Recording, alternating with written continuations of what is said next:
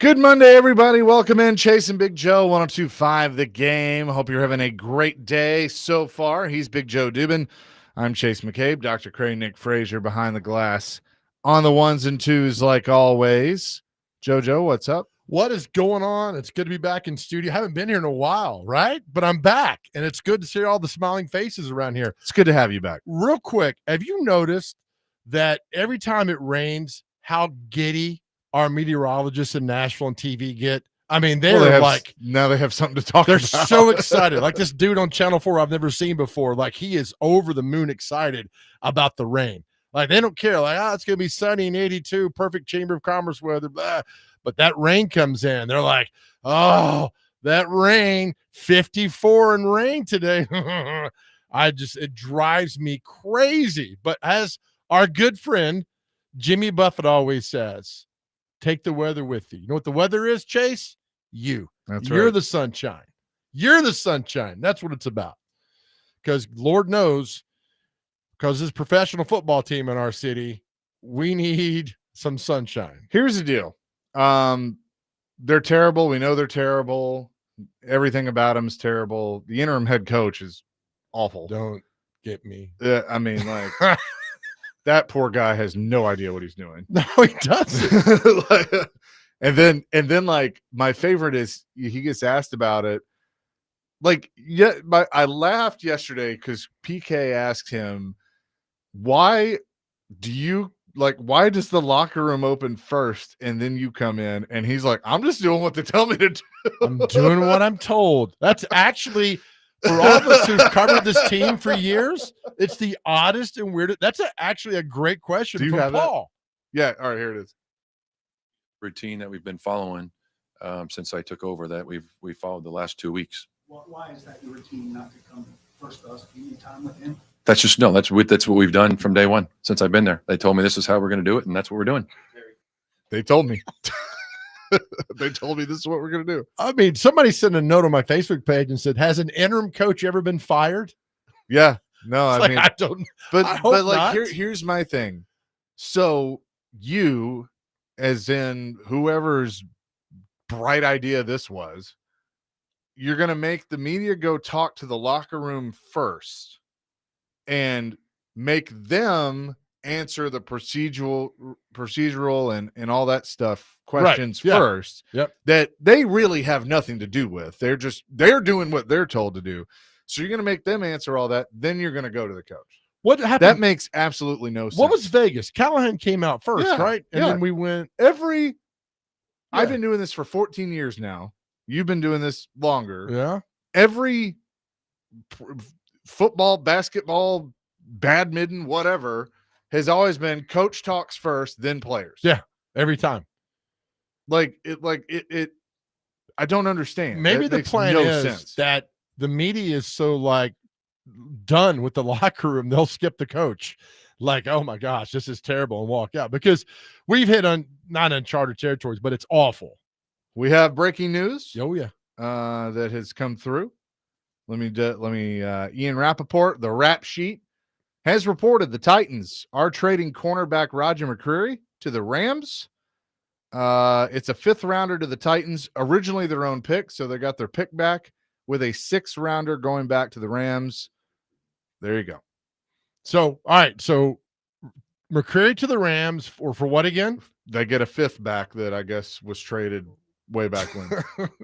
Well, yeah, anytime you have breaking news now, the Titans, we're going to play this music when we get it up here in just a second to do this. No, it's all right though, because it goes. Because that's not what the pause was for. Because because with Roger McCreary, my friends, the price is right. Dun, dun, dun. Sorry, Dr. Crane. Well done. All right. Well, he's probably thinking, thank God.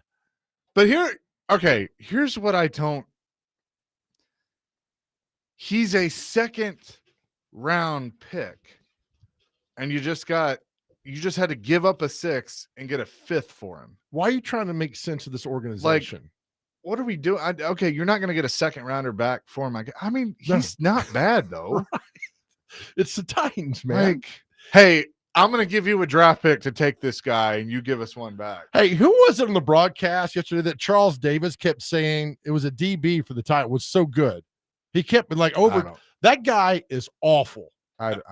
He just is like one of the. It might have been McCrary, but it's one of the DBs. He kept talking about how good he is. I'm like, Charles, are you watching this game? It's the fifth from the Ernest Jones trade. That's what it is.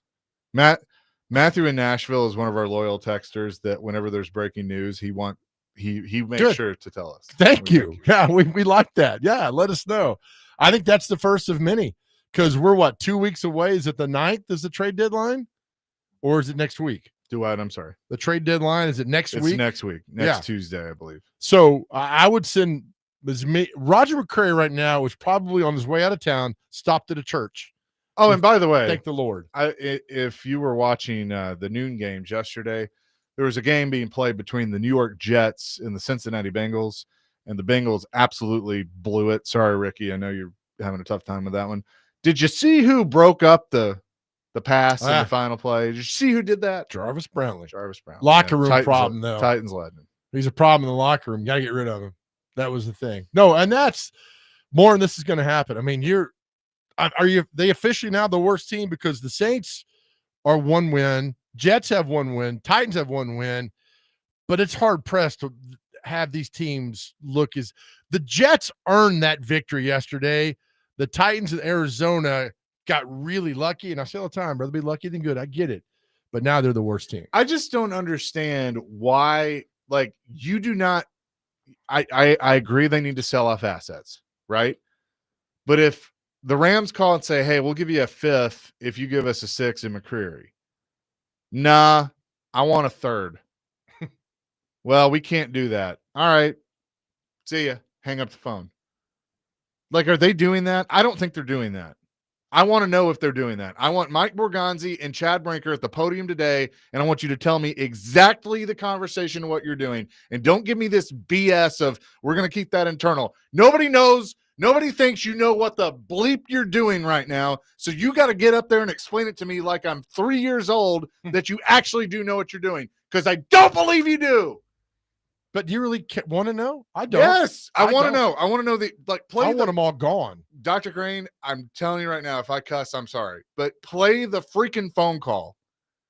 Like, I want to know what the conversation was. Because I don't think you idiots know what the bleep you're doing. Look, there are a lot of hills to die on. I don't want you dying on this hill. I really don't. I know. Because they're awful. They're not getting any better. It's really embarrassing, and I wish they would take Tennessee off the Titans and just call them the Titans. That's how bad it's gotten. They don't know what they're doing. Boy, I feel. Right whoever caught that camera guy on CBS yesterday, God bless you. That was beautiful. Hey, Mike. When he said a cuss word, Cam talking to Mike McCoy about not going for it on 4th down, which was one of the worst decisions I've ever seen. You're an interim coach, right? How much better would football be if we got rid of the kicker? Would it not be better? Right. It'd be a lot better because you got to go for a touchdown. How much better would football be if we got rid of the Titans? Right. Which leads us so mad to our question of the day, and we're really excited about our question of the day because we want your responses. Wrong answers only. So, Dr. Crane, what is the Colts owner's name? What's her name? Carly Ursay, I believe. Carly Ursay. You saw shots of her on the sideline with a notepad, right? So our question of the day is, if Amy Adams was on the sideline taking notes. Can I just stop you for a second? Sure. Her name is Amy Adams Strunk. It's not Amy Adams. Are we getting Amy Adams Strunk? No, but it's like that is her name, so let's just get it right. Amy Adams Strunk. Thank you. Okay. If Amy Adams Strunk, God, this team has got you, man. I am so irritated right now. We're gonna have to bring somebody in to talk to you. Talk to Chase about this team. All right, Amy Adams Strunk. If Amy Adams Strunk was on the sideline taking notes, what would be in her notebook? We want to hear from you. Wrong answers only. If Amy Adams Strunk was taking notes like the Colts owner is on the sideline, what would she be writing in her notebook? 615-737-1025. We'd love for you to call. We love talking to you. Let us know, what would Amy Adams Strunk be writing into her notebook? 615-737-1025. I'm sorry. I just like It's that. okay. It's a They do it to you every Monday, man. They got to you. are you that? And they're gonna sit there and be like, well, this was the best value that we could get for that. I'm like, was it though? Was it? Of course not. Do you know what value is? Are you basing value on the extra value menu at McDonald's? Like, is that like I don't rounder. you don't know you don't know what you're doing. I just So what does Amy write in her notepad? What do you think she writes in her note? Wrong answers. Here's mine. I think she wrote down, does Sprouts sell wine? I didn't know Sprouts existed till like a year ago. Everybody kept talking about the grocery store. It's like for the uppity ups, I guess. So it's my dad liked that place. The Sprouts sell wine. Because she's not writing anything football related. She wrote yesterday. She wrote tea with Mike McCoy 11 a.m. She probably still calls him Brian. Yeah, tea with Brian. 11. Confirm with Robbie. Sorry, Bert, Robbie. can you get Brian ain't answering his phone. Do you know where he is? Well, Amy, we fired him 2 weeks ago. We did? I don't remember that. You know where I put my quiche recipe? Has she truly become Bud? Yeah. Like, hello, Robbie. Robbie. Hello, everybody there. I'll tell that story later on the show. That's one of my favorite Bud Adams stories. All right. Text line is blowing up. Chris in Nashville says, I need more yelling from you, Chase. Love it. I don't, because you're red. Look at this guy. I'm just like, I'm surprised. I wanted to drop like 5 F-bombs there. Like, do it. Take a week off. Yeah, exactly. 615-737-1025. We'll react to the Titans. Look, we're going to talk Vandy today. They're the number 9 team in the country. They're got a great chance at the playoff. The coaching carousel in college football is amazingly compelling right now. Are we going to talk about that arrogant quarterback at Vanderbilt? What's his name? Pavia. The arrogance of him wanting to win. How arrogant of a guy he is. Yeah, we Good are. Lord. You're being facetious. I know you are. We will do that all coming up today. Chris Sanders will join us at 1, John McClain at 2. Chasing Big Joe on this Monday, 102.5 The Game.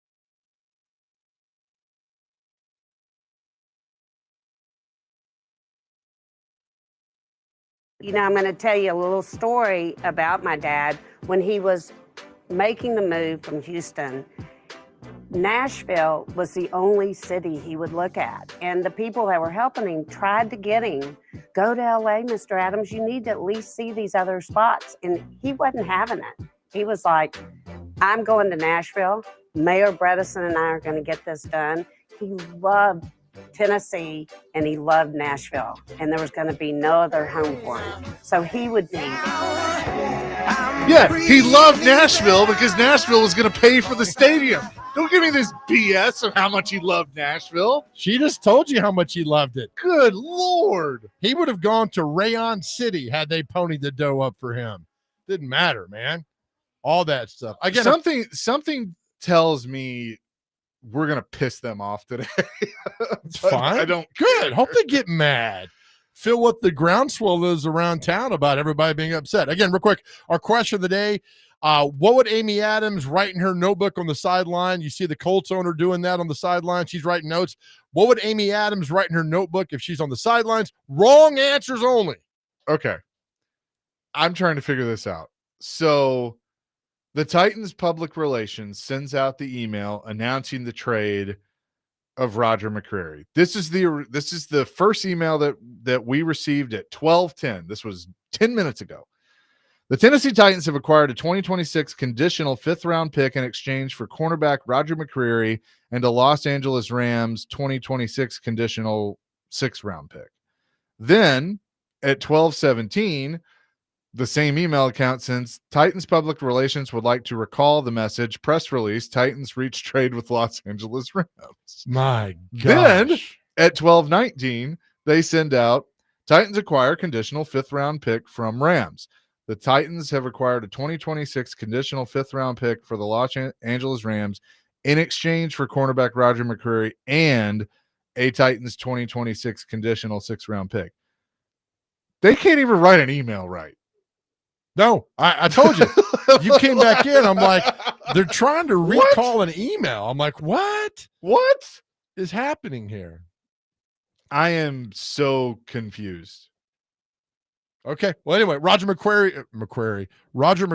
is gone, and he's thanking the Lord right now on his way to Southern California to get out of town. Good for him. Now he's in a hunt to actually go to the playoffs. Playoffs? If I could speak right. Playoff. This is just good times. Today's Reaction Monday, and we're loving it, baby. It is Reaction Monday, which is presented by Pella Windows and Doors from Nashville. All right. Help me through this. All right, our question of the day. Amy Adams all right. Carly Ursay was taking notes on the sideline. She does it every game. What if Amy Adams went down and took notes on the sideline? What would be in her notebook? What would she be writing down? We want to hear from you. Wrong answers only. 615-737-1025. All right. First, Drew just has a comment about the Titans, and maybe he answers the question too. Drew, what's up? That was the most joyous hold time that I've ever had, just hearing you absolutely lose my mind. Lacerate the Titans for 15 minutes. If Amy Adams Strunk is writing in a notebook, she has one of those like kaleidoscope drawings that they give little kindergartners to do, like the color patterns. Right. That's definitely what she's doing. But no, my comment is basically what you've been saying. Like, we just gave up our best corner to move up 30 picks at the end of a draft where we don't know who's going to be there. It's obviously 6 months in advance. Our corners are already, L'Jarius Sneed has paid $30 million to like suit up. And it is a dumpster fire of an organization. I'm a Georgia fan as well. So I watched about 5 minutes of football this weekend, and it was not the Titans.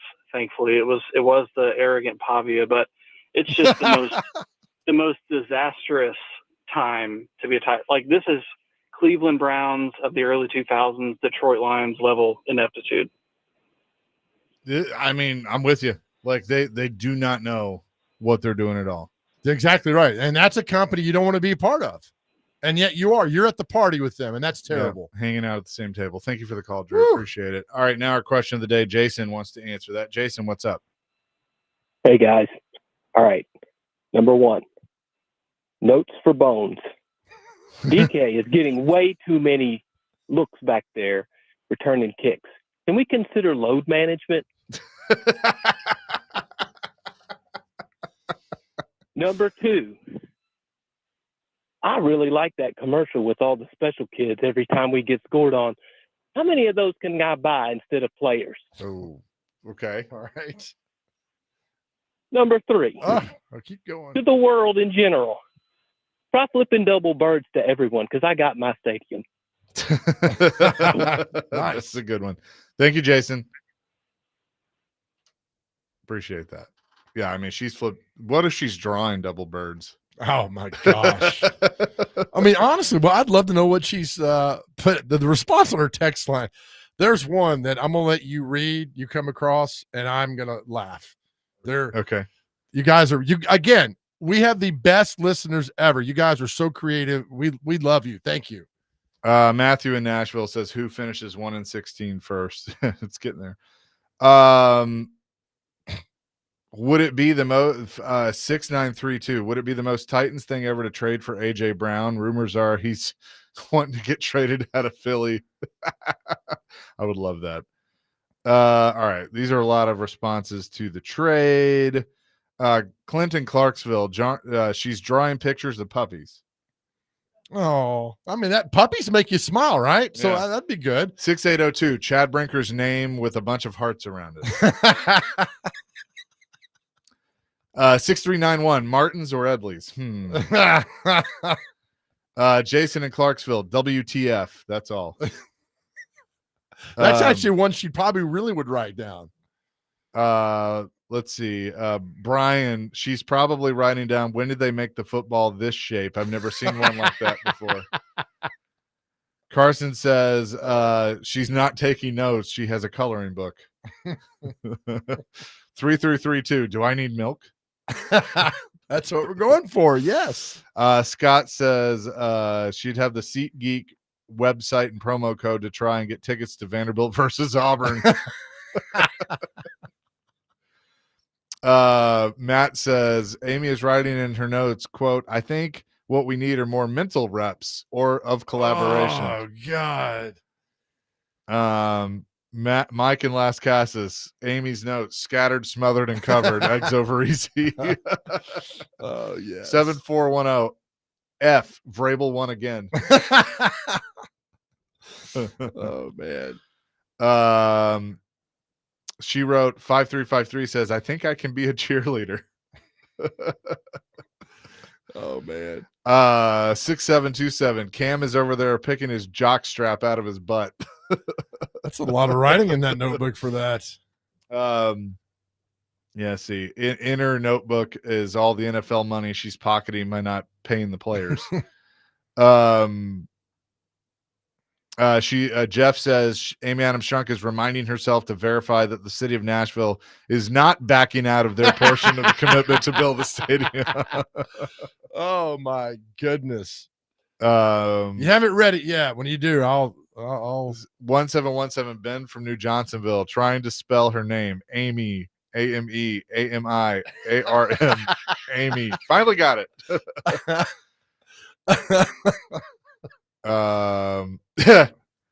Miss Amy is writing, it ain't my fault. Let's see. Mike in Lebanon, remind driver of pickup time. I think I left my mascara on the dresser. P.S. When can I fire Brinker? Oh yes. 2527 Amy Adams Strunk, aka Bud Adams Jr., would be writing down a list of concert and special events ideas to fill that empty multi-billion-dollar stadium. That's a good one. She's working out how we ask like Kanye work. Never mind. I can't read the rest of that. Right. 2104 Amy writes, I think the dollhouses would look great in the new stadium. Am I close? I'm gonna know when I read it. Right? Yeah. I'll just say it's one from our friend Patrick when you see it. Okay. Hey, number one. Hey, can you get my car out of valet lot? Thanks, Patrick. That one? That's it. Yeah. She thinks Cam's a valet. Oh. She doesn't think he's a quarterback. Hey, number one, can you get? I was thinking Star Trek for a second. I was like, No. what? Can you get my car out of that? Like, she doesn't know who the team is. Do you mind getting my car? Well, you've heard that we can ask Chris Sanders, like the players with Bud used to like switch their nameplates in the locker room. Yeah, and he said had no Bruce idea. Matthews would do that. Yeah, he had no idea. 615-737-1025. Keep these coming. Woo. We'll get back. Here's a good one. 2758. What inning is it? Oh, that's good. Keep these coming. We'll continue this. A lot of you are. Oh man, what a day! Thank you. There's been a trade.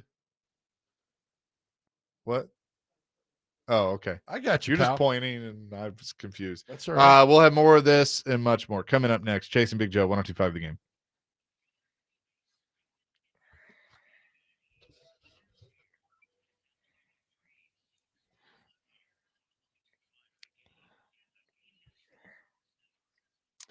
Let me ask you, wouldn't it be great to live in a place where modern sophistication meets unsurpassed features and resort amenities? Hey guys, Big Joe here, and you can at City Limits Apartments, modern luxury living between Spring Hill and Columbia, offering 1, 2, or 3 bedroom apartments. You will feel as if you are living at a resort. And listen, you deserve that. The website, live@citylimits.com, live@citylimits.com for all the information. And look, if you lease now, you get 2 months free. Again, the website, live@citylimits.com. Check out City Limits Apartments, perfectly located between Columbia and Spring Hill. Again, I'm telling you all the time, unsurpassed features and resort amenities. Look, your life is stressful. Your life and your job could be a hassle. Where you live should not be. And that's why City Limits Apartments is perfect for you. Nestled perfectly between Spring Hill and Columbia. Live@citylimits.com. Welcome home.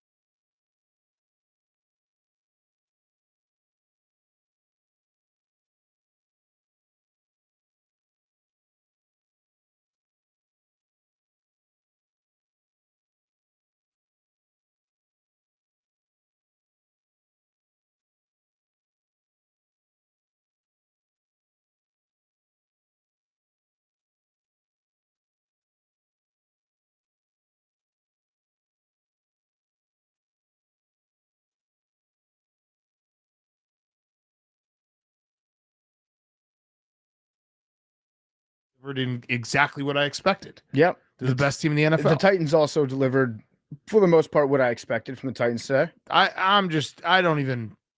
don't want to watch the Titans play football anymore. I feel like Titans fans don't even want to watch the Titans play football anymore. I don't really want to think about the Titans. No, nothing about the Titans is appealing. Cam Ward was a little exciting to start the season, but now he just gets sacked so many times, and his team, you can't really judge Cam Ward because every single game it feels like you turn on and the Titans are down 20 immediately. Yeah. And he gets sacked a bunch, and they're always behind on down and distance. So I'm going to reserve my judgment for Cam Ward. I'm not going to be harsh on him. I just don't really want to see them play football anymore. I agree. That was pardon my take. I don't want to watch him anymore. Who was that? Was that Lawan talking? No, it was from the Barstool guys. Barstool, Big Cat, and PNT. Yeah. Pardon So my many take. different dudes like that out there that I pretty much ignore most of them. All right, but So they've traded Roger McCreary in this conditional 5th. So here are the conditions. The Titans get a 5th round pick closer to the beginning of the round, which most likely would be the Titans' original 5th round pick. The Rams receive the 6th round pick that is the closest to the end of the round. Titans currently have 3 6th round picks. I'm so confused. I don't. I'm so confused. So is it a 5th or a 6th? What are they getting? Or is it both? I don't know. I am so what's wrong with straight up trades? Yeah, why Where's did there have to McCreary? be a pick swap? Like, Titans get screwed on this. right, because they're idiots. And then they're not willing to trade Jeffrey Simmons, which makes absolutely no sense to me. 0 cents. You know, the guy that texted last week says, well, if you're trying to get better, why do you trade your best player away? Because your best player is getting older. He's a lot of money, and you ain't winning right now. No. Right? So if you get all these assets, it's going to take a while. By then, hell, he's a 13-year veteran. Trade him. It's okay. Thank you, Jeffrey. We appreciate your time here. Get other things back. All right, Easton Freeze explains it better. The Titans will send the worst of their 6th round picks in exchange for the best of the Rams' 5th round pick, which will likely be the pick that the Titans sent to LA for Ernest Jones. That sounds like a blind date. I'll pass on that. Nah, not going to happen. I mean, what are the odds 5th rounders make a team anyway? Like 10%, 15%? I mean, there's a massive drop off between 4th and 5th round. Yeah. When you hit on a 5th, you know you hit on a 5th, and it's great, and everybody's happy. But there's oftentimes you don't hit on a 5th before you hit on a 5th. Probably not. Speaking of 5th, I can't wait to 301. Yeah, I mean, being a Titans fan, you want to drink a 5th. Right. Like, this is just, I just don't understand. So what? So they're going to trade Pollard to the Chiefs for, like, hey, we're going to give them one of our 3rds and we'll get a Maybe 7th back. Maybe we'll see how it goes.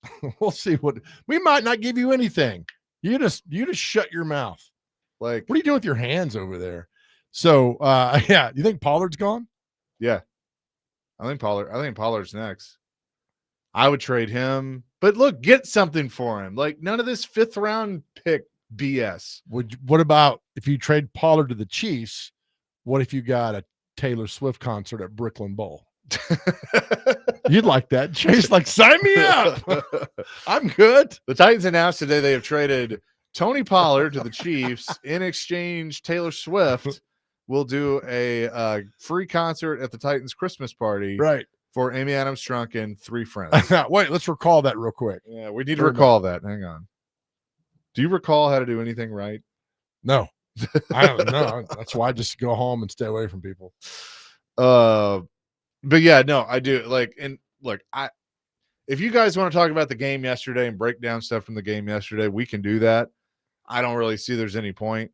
I mean, McCoy's answer about, yeah, I guess in hindsight I should have gone for it instead of punting. Like, well, this is why you're not going to be the head coach. And if you are going to be the head coach, then nothing's going to change. Do you know who was livid over that? You? You know how much I hate punting. My goodness. So yeah, I was like, why are you not going for it? You literally have nothing to lose. Go for it. And they punted. Not once, but twice. I'm going to say this too. I am glad am glad to see somebody that is kind of on their side calling them out for their BS. Yeah. And that is Buck.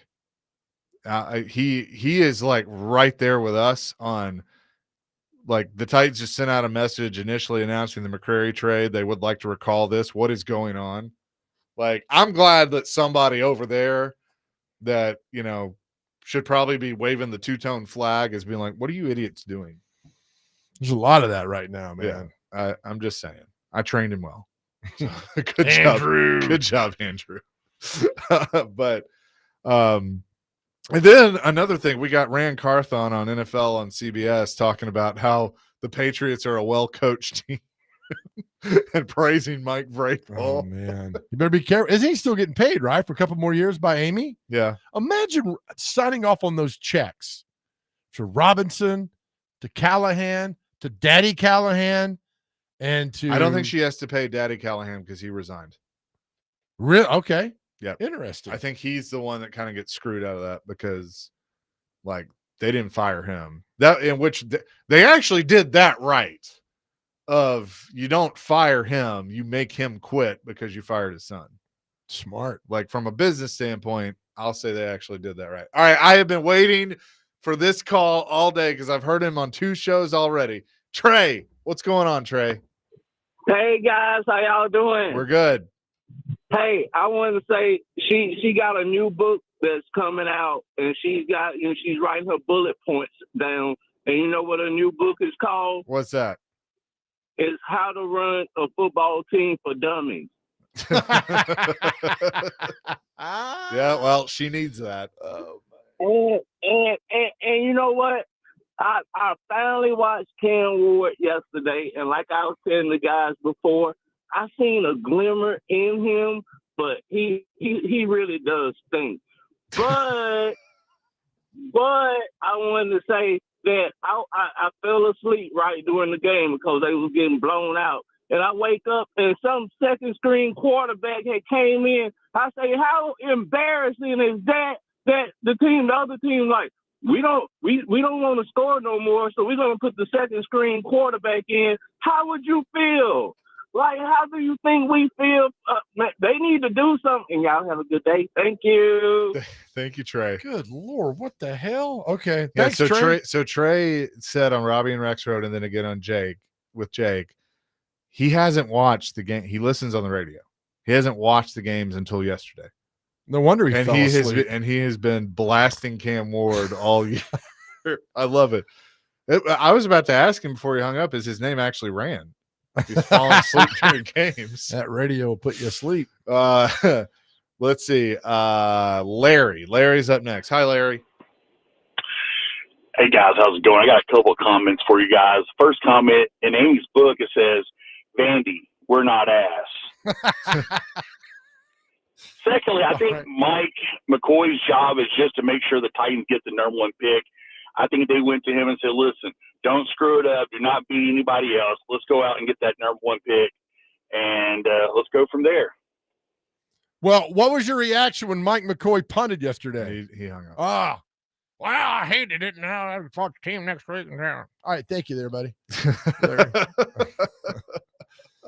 I just want to know. Was I the only? What was your reaction when he punted? Well, were you indifferent? You're like, I checked out. I was like, this idiot. Like, what is he doing? Dr. Kramer, you watching when he went punt? I mean, am I the only one on this? Look, if you have the opportunity to score and it's like 4th and inside 5 yards on the opposing team's side of the field, go for it. You have nothing to lose. This team's awful. Like, that's what I don't understand. What was a line that I liked really yesterday that Jason McCourty said about throwing and running? He says, you throw to score and you run to win. Did I hear that correctly during the game? I've never heard that before. I missed that comment. Yeah, I was working. I don't know. I think it's one of the best. If you remember what he said, it was one of the best lines. Like, you throw to score and you run to win. And I found that really fascinating because that's when you run the ball well, you just take the soul out of the other team and you move the ball down the field, throw to score, run to win. I think I heard that correctly. If so, I'll thank you, Jason McCourty, who I think does a really good job. Also, I can't tell him and his brother apart. at any point during the game. But I think Jason McCourty did a really good job yesterday. Much better than Charles Davis. Yeah. 615-737-1025. We'll continue the discussion coming up next. Chasing Big Joe on this Monday, 1025 The Game.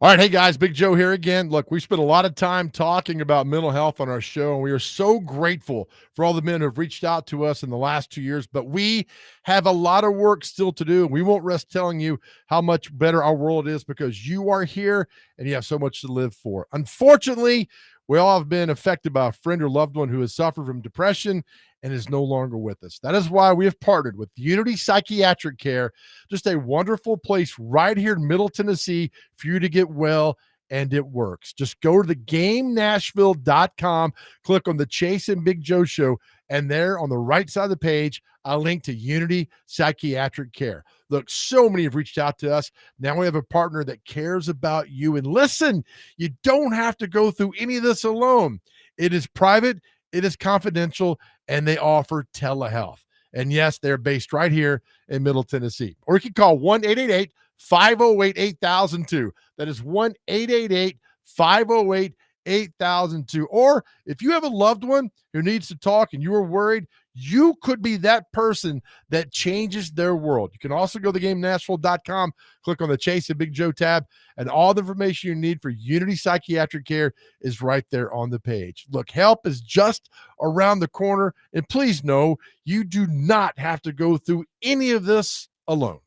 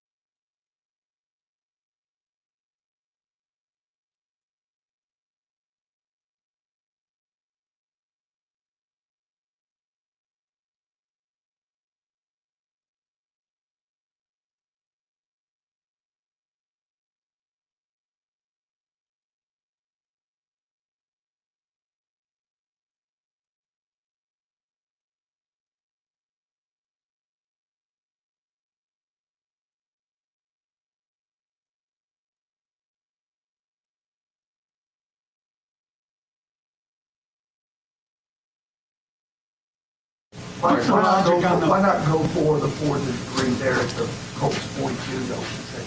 Well, it was something we talked about. Hindsight, you look back, say, God, the last thing I thought they were going to do would have the big touchdown run after that. So yeah, God, you look back, say, God, I should have gone for that. But initially when I said to punt it, you pin them deep, and the defense, had done a nice job through the second quarter, and you pin them deep, get the ball back. But looking back, that's when you wish you said, God, you just went for it. Deep down in Louisiana, close to New Orleans. Pin them deep with that defense. Pin them deep. And you just traded, one of your best corners for maybe a 5th-round pick. We don't really know. Oh man, this is the greatest I got a season question. ever. Titans PR, if you're listening, can we recall just the whole coaching staff? Can we, you want to recall? Can we just Oh man, can you just forfeit the rest of the year? No. This gets better each week. You got the Chargers rolling in. We got Mahomes coming in December. I mean, this gets good. We got the awful game versus the Saints in late December. I mean, we got to see this. I want this to play out. They have a chance. I know the Lions went 0-16 in 2008. I think the Bucks went 0-14 in 76. I think it was an expansion year. But I'm telling you, at 1-16, it might be the worst team of all time. And they have a chance of doing that. How do the Cardinals feel right now? Oh, God. Greg on Twitter says, we're going to throw to score points and we're going to run to win. Shane Steichen. That's what it was. Okay. All right. I like that. I like that too. We've heard every football. That sounds like what a coach that knows what he's doing. Right. It's like something that Newt Rockne says back, although they didn't throw the ball back there, but something that I don't know, maybe an Andy Reid would have said, but I like that. I think my all-time favorite is still Jimmy Johnson. Let the mind control the body. Don't let the body control the mind. That's your favorite one? My favorite one is that field over there. That's the asthma field. Yeah. That is such a great line, man. And then he caught it. Oh, yes. I really want, and I actually think we could pull this off. I really want to get Jimmy Johnson on the show. It'd be great. I think it'd be awesome. great. Maybe when we're in Key West. We'll be down there. Doesn't he live there? He lives in that area down there. Okay. Come on down. Bring his boat. His boat is, I think it's called 3 Rings. Yeah, it's a good one. Come on down. 4704. Miss Amy writes in her notebook, take Chase and Big Joe off the Christmas card. We've been off for a while. All you're gonna do is send me a bobblehead of a player that has been gone for 3 years. Probably Brett Kern. Yeah. I'll throw that thing against the wall. Don't do that. Newt Rockne. Now Andrew's letting us know that Newt Rockne invented the forward pass. Did he? Yeah. What's the guy's name again? Andrew, what president called an all coaches meeting to the White House to discuss throwing the football? If you will tell me that, I will find you and give you a big hug. What president had all these college coaches come to the White House and say, we need to do the forward pass? Let me know. It's a fun day, man. So the Kaharski put this out. The Titans 2022 draft. Only one of 9 players remains after Roger McCreary was traded. What draft is it? 2022. Oh, all right. Hold on. Good Lord. Burks is gone. Burks. I don't know. Burks is gone. McCreary's gone. Petit Ferrer is gone. Willis is gone. Malik Willis. Hassan Haskins is coming in here this weekend. Right. Kyle Phillips is gone. Theo Jackson is gone. Chance Campbell is gone. The only player that remains is 4th-round pick, and he's probably about to be traded to Chig Okonkwo. That is it. That's player. John Robinson's final draft. What? Can you pull up 21? I'm curious what 21 has now. Because we talk about all these good football teams are built through the draft. I don't think anybody's left from that, if I had to guess. Because I think, all right, so Robinson's drafts. We just went through that. 21, Caleb Farley, gone. Radence, gone. Monty Rice, gone. Elijah Molden, gone. Fitzpatrick, Rashard Weaver, Racing McMath, Brady Breeze. They're all gone. 2020, Isaiah Wilson, Christian Fulton, Darrington Evans, Laurel Murchison, Cole McDonald, Chris Jackson. 2019, Jeffrey Simmons, A.J. Brown, Nate Davis, Amani Hooker, DeAndre Walker, David Long. Not bad. Not bad. The only ones left here are Simmons and Hooker. Simmons and Hooker. And then 2018, they had 4 picks. There's only one player still in the league from 2018. Corey Levin? No. 2018 was Rashawn Evans, Luke Falk. Oh God, I want to punch you in the face, but you're too far away. I don't remember. Harold Landry. Oh, I should know that. Come on, man. 2017, Corey Davis is out of the league. Adoree Jackson's with the Eagles. Taywan Taylor, Jonnu Smith with the Eagles. Jayon Brown, Corey Levin. I guess he does count because is he on the practice squad? Still around. Yeah. I used to do a really good Taywan Taylor impression because they asked him, remember he had like a 95-yard touchdown in a preseason game. And they said, what'd you see on that play? And he's like, yes, I saw the DB come up and I just ran past him and I scored. Are you Dredrick Tatum from The Simpsons? That's what it sounded like. I was like, he gave you the end, and they try to get more contacts. He's like, I just ran past the guy. That was it's a great interview. There are 4 players still in the league from the 2016 draft, which was John Robinson's first draft. None are with the Titans. Derrick Henry, Kevin Byard. That's all I know. Oh, Jack Conklin's still around? 3. I don't know. You will never get the next. He plays. Is that the guy that went to Penn State? Yep. Is it Daquan Jones? Nope. Oh my God, what's his name? Austin Johnson. Yeah. Juju. Where is he? He is with the Bills. Yes, I think that's right. I think he's with the Bills. Yes. No, he's with Jacksonville. Okay. Yeah, he was with the Bills. All right. He's with Jacksonville. GF. 2015, there was one player still in the league. Mariota. Yep. Who starts tonight versus the Chiefs. 2014, one player still in the league, also from Penn State, and this one is with Buffalo. Is that I just said his name, Daquan Jones. Yep, that is Daquan Jones. And then after that, well, you're going back. I mean, you'll be your 13th year in the league. You guys don't last that long. Yeah, after that, I don't think anybody else is left. Chance Warmack's still not playing. Every time I interviewed Chance Warmack in the locker room, he had grass in his beard. Every time. I'm like, how are we getting grass in our beard? Every single time. I'll tell you why. He's doing up downs after all those missed blocks. Up downs. God, now I'm gonna have PTSD. Thanks for that, Dr. Crane. Up downs are those in leg lifts, the worst. So Rand Carthon's drafts. Skoronski is still here. Levis on IR. Spears, Josh Wiley somewhere. He got cut though, and then Jalen Duncan, Colton Dowell with nobody. Colton Dowell signed with the Ravens practice squad. Okay, so he's with the practice. Yep, okay. last week. 2024, J.C. Latham, Sweat, Cedric Gray, Jarvis Brownlee, Jaquan Jackson, James Williams, Jalen Harrell. Are they? I know Brownlee's with the Jets. Any of those other late guys still around? James Williams. He's still here.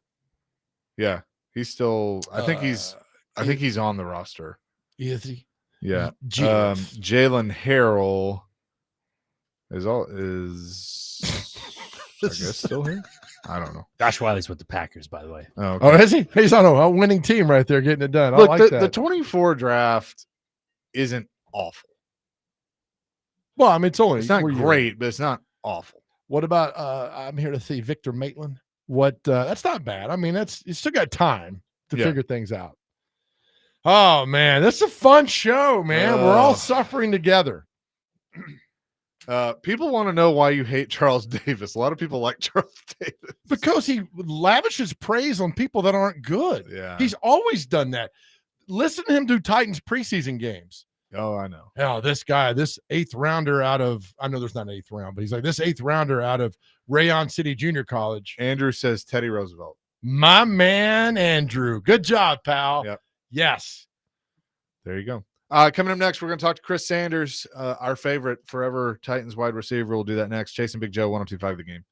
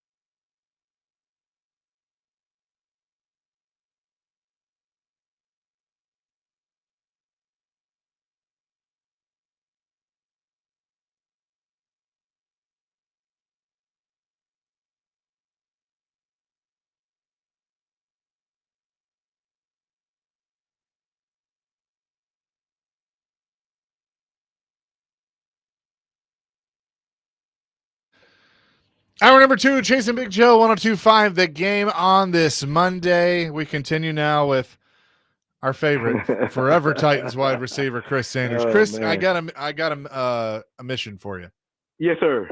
Because nobody's gonna tell you no and yell at you because you're just such a great guy. I know. Yeah, they will. Can you show up at the Titans facility and just say, I'm praying for y'all to figure this out because it's like what do we do? You're trading Roger McCreary for a 5th round pick. I don't know what's going on, Big Chase. I mean, I just went and looked at the depth chart. You're talking about when you go nickel personnel, you're going to Samuel Womack III. I mean, exactly. I mean, who the heck is that? That's somebody playing golf. I mean, I'm being facetious, but I'm being facetious. But the thing about it is, this is what I don't want to happen: is if you start throwing up the white flag. I mean, if you start throwing the white flag, you're not going to have anybody in that stadium. You're trading away one of your guys who just got a sack last week, and you're trading him away. I understand that, you know, he hasn't been the big player that you want, but he's still a guy that's kind of occasionally making some plays. And then you look at the defense; they don't have any depth. After Jeffrey Simmons, you got C.J. Ravenel. Who? Yeah, I don't know who that is. I have no idea. It sounds like a guy that played in Rocky. I mean, you know what I'm saying? Something like that. I don't know. Just don't know. Look, I'm at the point, and I don't know how you feel about it, that I would trade off some assets because you need draft capital and this season's done. So, but I don't understand not shopping Jeffrey Simmons because that's the guy that's going to get you the most. I mean, you have to. I mean, he's the one that's a bright spot. He's playing good. I know he got hurt, last week, but he's one of those guys you can shop around and really get some capital, getting some picks in here and getting some impact players. But man, we say that, but then all of a sudden we look at the game last week and there was no pressure on the quarterback whatsoever. I know they had a couple of sacks here and there, but they was getting no pressure on Daniel Jones. He was sitting back there all day making plays. All right, Chris, here we go, brother. Let's go.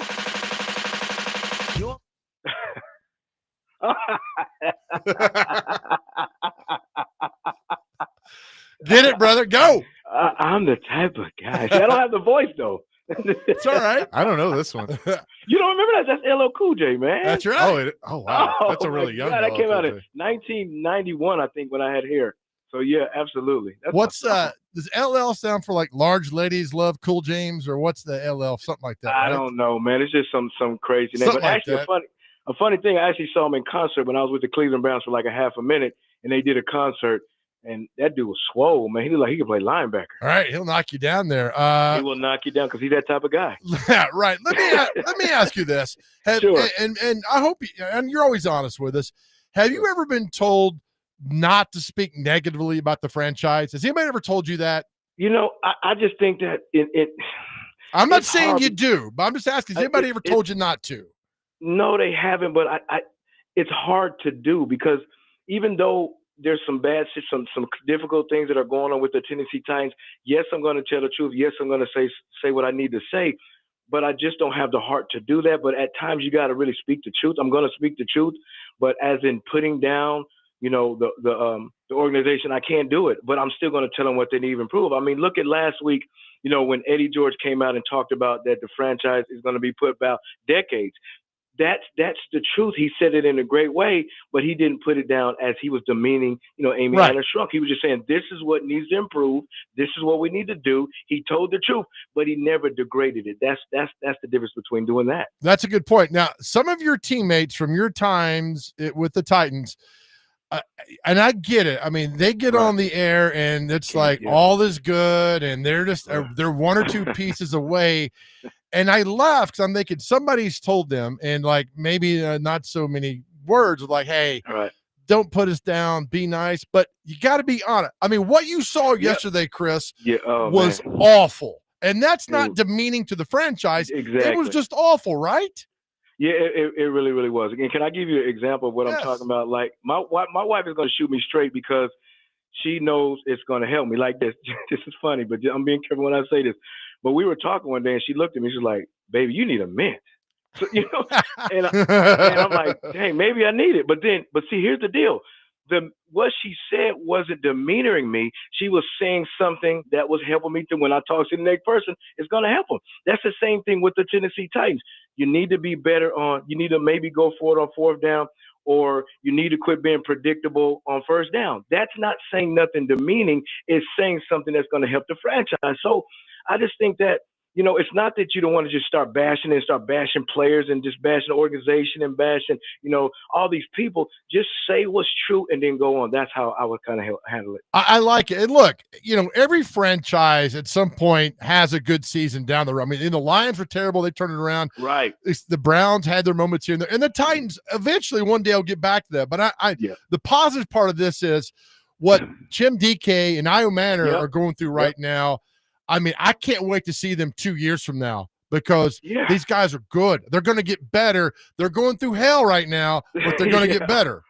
I mean, it is going to get better because when I was in 1995, I was in the same situation they were. I was having a pretty good season, but our team was struggling a little bit. Now you got DK, you got Gunnar Helm, you got I'm gonna call him Alec. I'm gonna call Alec.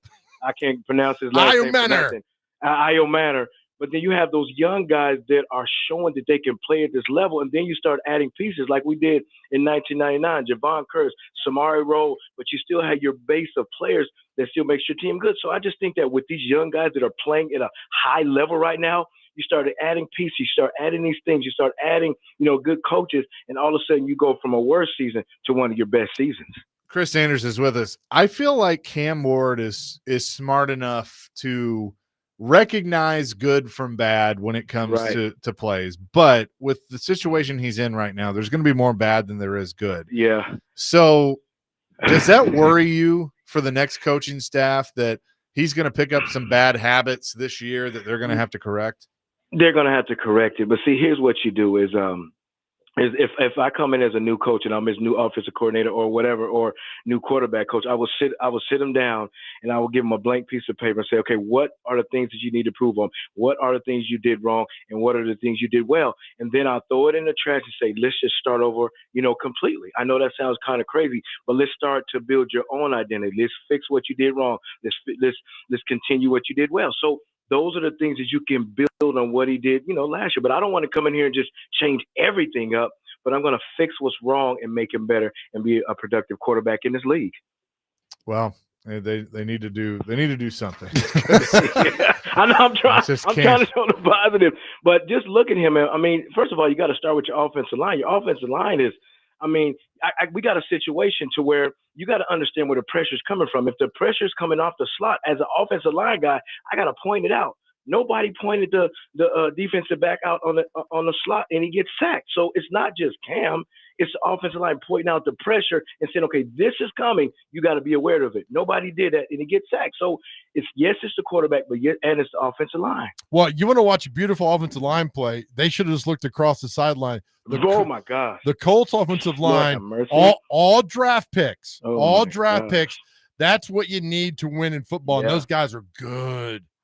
They're nasty. I mean, when I say they're nasty, and the star was Quentin Nelson. Quentin Nelson is a dog. Yep. I mean, when you have him, who's a pillar of your offense, he's going to make everybody around her. I watched him. You know that play that Taylor, I think it was the 80-yard run. Yeah. I think it was outside zone. It was. Look at those offensive linemen, not just running to a guy, they're running to a spot, because when you run outside zone, you're running to a specific gap. They were running, and anybody that stepped in that gap, they're punching you square in the face. Right. And it was just unbelievable because those guys played together. Those guys are in sync, and they understand how to win, not just as a team, but as an individual group. Well, yeah, not to get buried in the X's and O's, but when you got a center and a backside guard getting to the second level to block your secondary, I mean, come on. Yes.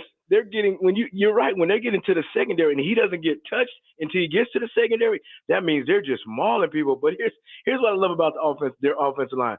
They will knock you down, hit you in the mouth, and pick you up and say, "Hey, I'll get you on the next play." I mean, they're nice guys, but they're going to punish you when they run the inside zone and the outside zone. Man, just a phenomenal group. Well, the saying, it's always darkest before dawn, which means it's going to get bad before it gets good. Yeah. How much worse can this get, Chris? Can it get much worse? It is worse, and it breaks my heart. But here's the thing: I always learn in life that it's just like going to a movie theater. Even though it gets dark, you get a preview of the good things that are about to come. And the good previews that we're seeing DK, we're seeing Alec, we're seeing Gunnar Helm, a preview for things to come. And I'm going to share this story, and I'll leave it alone. I remember in 1992, I had the worst season in football. I got hurt, and I had to sit out another year.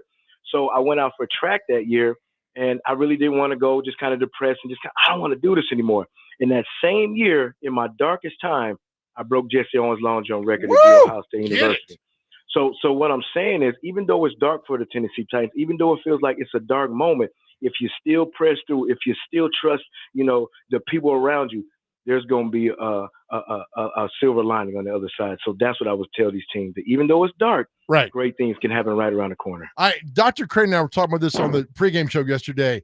If you're a young guy right now in the league, you want to be with the Titans. And I say that because you got opportunities.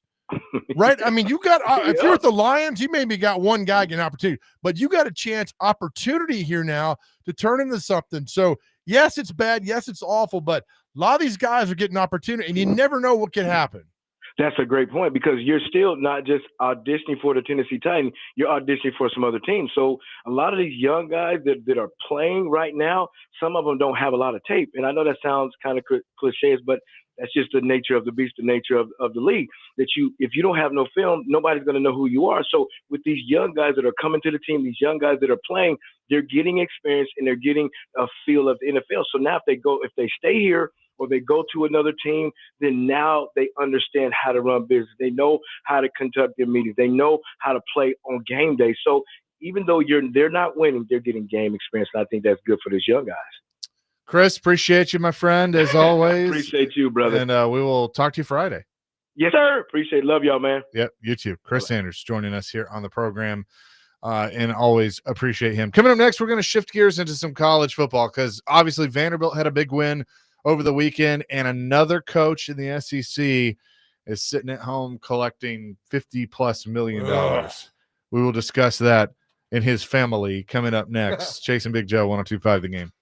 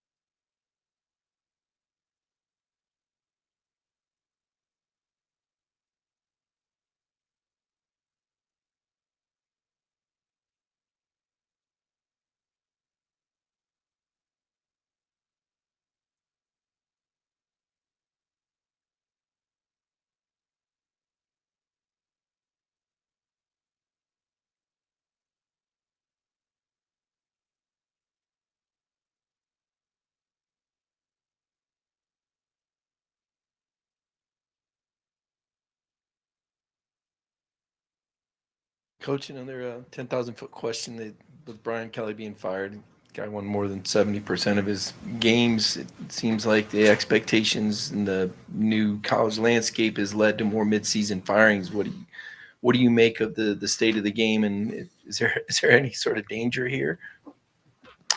I don't know. I mean, it's the world we live in. Everybody's got a voice. Everybody listens to somebody. A lot of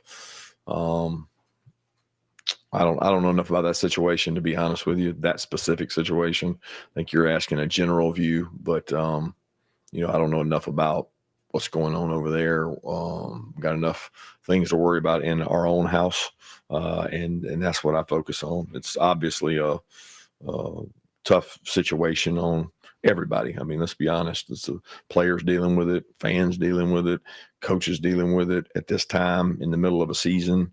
I think there's so much built around the playoffs, and it's like everything's boom or bust, and you can't have a normal season. People got to make decisions earlier based on how somebody does, and I don't know enough about it. I know it's high expectations. I coached at LSU, and a guy once told me, he said, that office you're in, that's not your office. You're borrowing it. And I knew right then that if you didn't win, you wouldn't be there long. That was Kirby Smart, I guess earlier today, asked about Brian Kelly, but I love that line of that's not your office. You're borrowing it. He ain't wrong. Nope. I mean, he ain't wrong. And that's the thing is like, look, people are passionate about their programs, but when these guys are getting fired with Franklin and Jimbo Napier and now Brian Kelly making 30, 40, 50 million, I mean, it's puts it as a whole new light, but at the end of the day, it's about winning games. I know 70%, I get that, but he's not winning the games he's supposed to. Yeah, they're not a playoff contender. That's it. And that's what people want. And that's the expectation at a place like LSU. And newsflash, all these colleges got money to pay off. Sure. These coaches. So, everybody has the guy that can literally stroke the check and doesn't even think twice about it. Like our buddy Greg Polk says. I mean, like Vanderbilt's got selective poverty. They did. I don't know if they do as much anymore. They've all got money to pay people off. And winning in football is the front porch to your university. I don't care how much you say it, but it's the front porch. The coaching carousel in college football is always fascinating. Last year, I don't think I paid as much attention to it because like nobody got fired in the SEC. None of the major Big Ten jobs were really open. Right.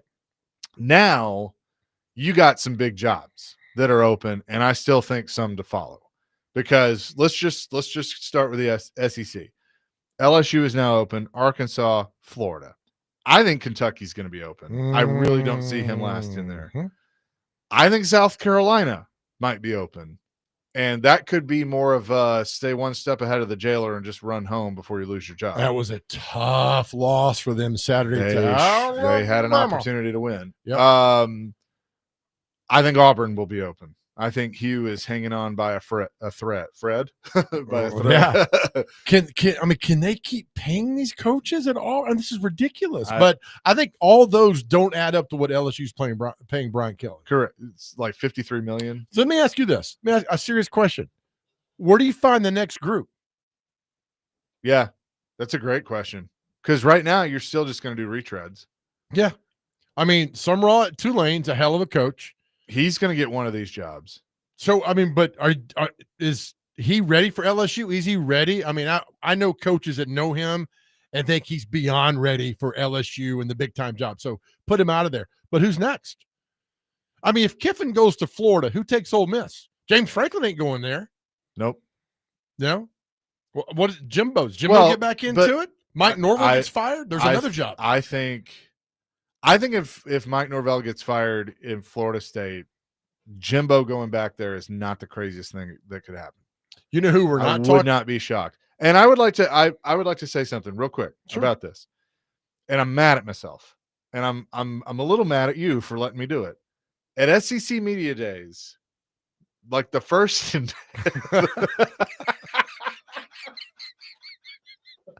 I barely saw it. That's all right. At SEC Media Days, like the first day, I said, look, if this season goes bad, Brian Kelly won't be the coach at LSU next year. And then I kind of walked it back because after talking to people, it's like, well, maybe not this year, but next year. Yeah. And I wish I just stuck to that because I would sound so smart today. It's all right. But that's okay. But Now you outed yourself, yeah, I did. which is illegal in 7 states. Yeah, it is. You've done that. You know, an X factor I think in this is, and I think he's reached the ceiling, and I know they're building up around him and the stadium, but Eli Drinkwitz at Missouri. I think that was going to be the next tier. The next tier is Ole Miss, Missouri, Vanderbilt could all be open because they take the jump. Now, Clark's an interesting one. I think Clark loves it here. I think, this is home. He went there. He wants to continue to see this. But being realistic and being, looking at things for you, can you sustain this? And is your stock ever going to be this high? Is a Vanderbilt coach's stock? Because I would say his stock is higher now than it was when Franklin left for Penn State. Oh, yeah. There are going to be schools now, and have you ever heard this phrase before that, well, we need to call Clark Lee and make him tell us no. And that LSU should call him. Right. Florida should call him. Penn State should call him. Those are the biggest jobs. And look, there will be others. But, think about the domino effect. Marcus Freeman's probably going to get some calls, to leave Notre Dame. If Notre Dame opens up, is that a job that Clark would look at and go, well, I really liked it there? If 21, 22, and 23 was really bad for Vanderbilt and Right. Clark was the head coach, you get Pavia, you strike gold. Yeah. If that administration is going to back you and you can get another 6-7 year deal, then don't go. Right. But I agree. But if they're not going to back you and give you what you need to compete, go. Go to Florida, go to LSU, go. Nobody's going to begrudge you if you go. There'll be a few people. How dare you? That's fine. No, I mean, my family. I wouldn't. I mean, it's kind of like when Franklin left for Penn State. Nobody faulted him. Nobody faulted him. And like the cupboard, I mean, he had gotten that thing to where he was going to get it. Yep, that's right. And all that stuff. I think where he got fault was the stuff that had happened that he all of a sudden see ya, the case. So all those jobs that are open, what's the one Chase McCabe would take? That is a great question. And they all have their different types of pressure and stuff like that. I think LSU. My man. I think LSU. And why is that? Because I do believe you can go there and you can win. And because look, if Ed Orgeron and Les Miles can win a national championship there, and I'll even put Saban in this conversation because when he won a national championship there, he wasn't daddy yet. Like Nope. and so it was all about, hey, you got the right support, you built the right team, you got hot at the right time, right, and you won a national championship. Now, the team that Orgeron had might be the best team that college football has ever seen. You're right. But I would say there is probably because like Florida, like here's what hit me when I was reading through stuff last night. In the playoff era, Florida's never made the playoff. They've never even sniffed it. Wait. They haven't even gotten close. So we're going back to 14, right? Yeah. Yeah, you're right. And the last time in the BCS that they were near anything was with Urban. That's right. So like that to me, they're not one of the top tier jobs like they used to be. They think they are. Yep. But they're not. So I like your answer. If you had gave me the choice of what school I would take, here's my walk-up song.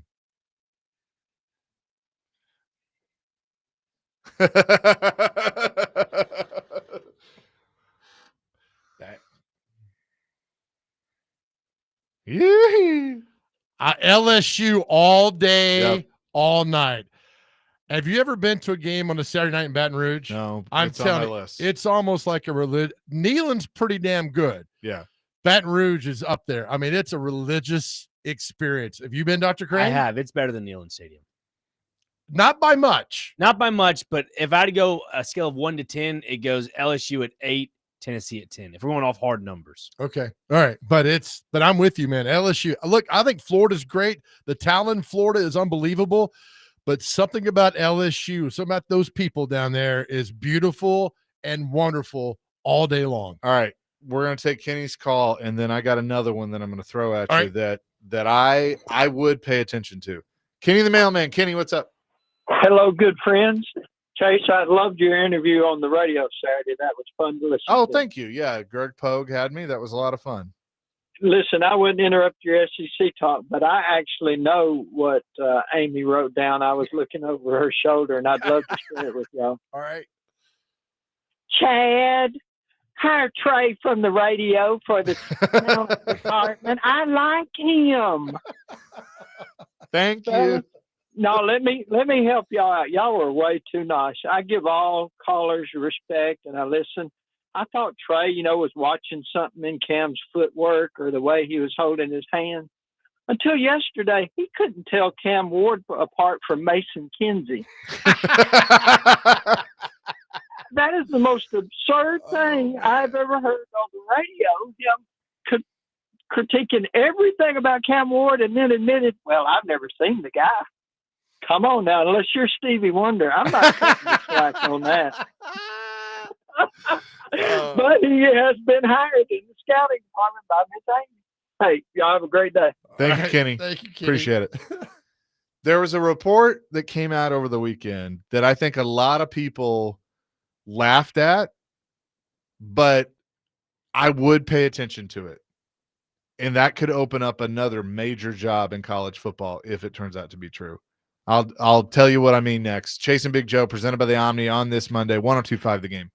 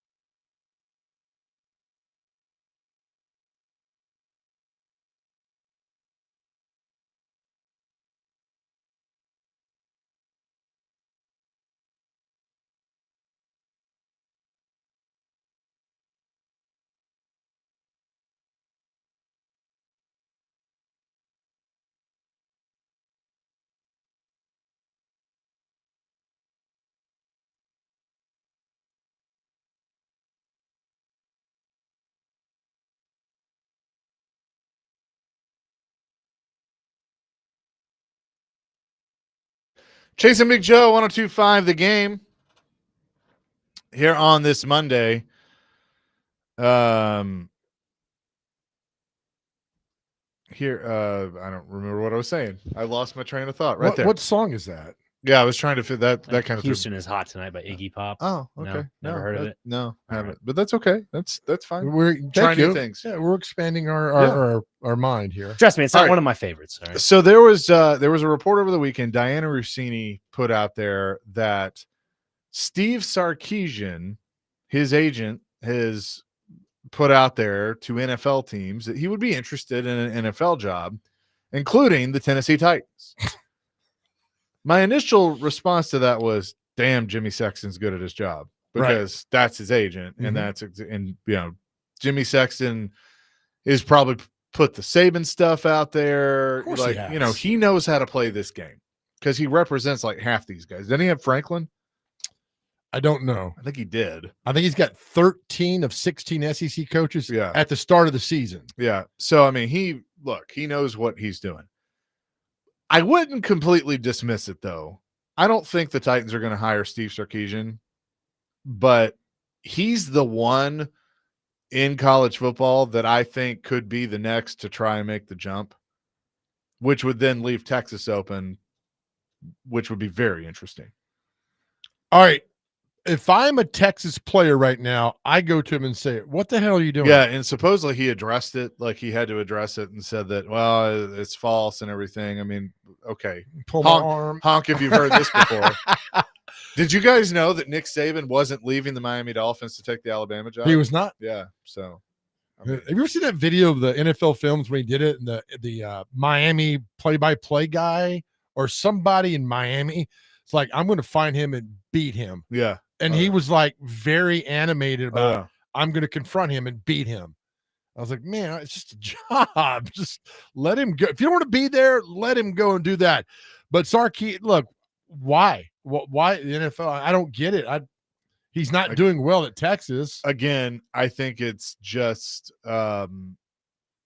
ego thing. And again, I think some of it is Jimmy Sexton doing his job, but he might look at, okay, well, we're having a down year at Texas. Am I stuck with Arch Manning? Could I just get out and go and see what I do in the NFL?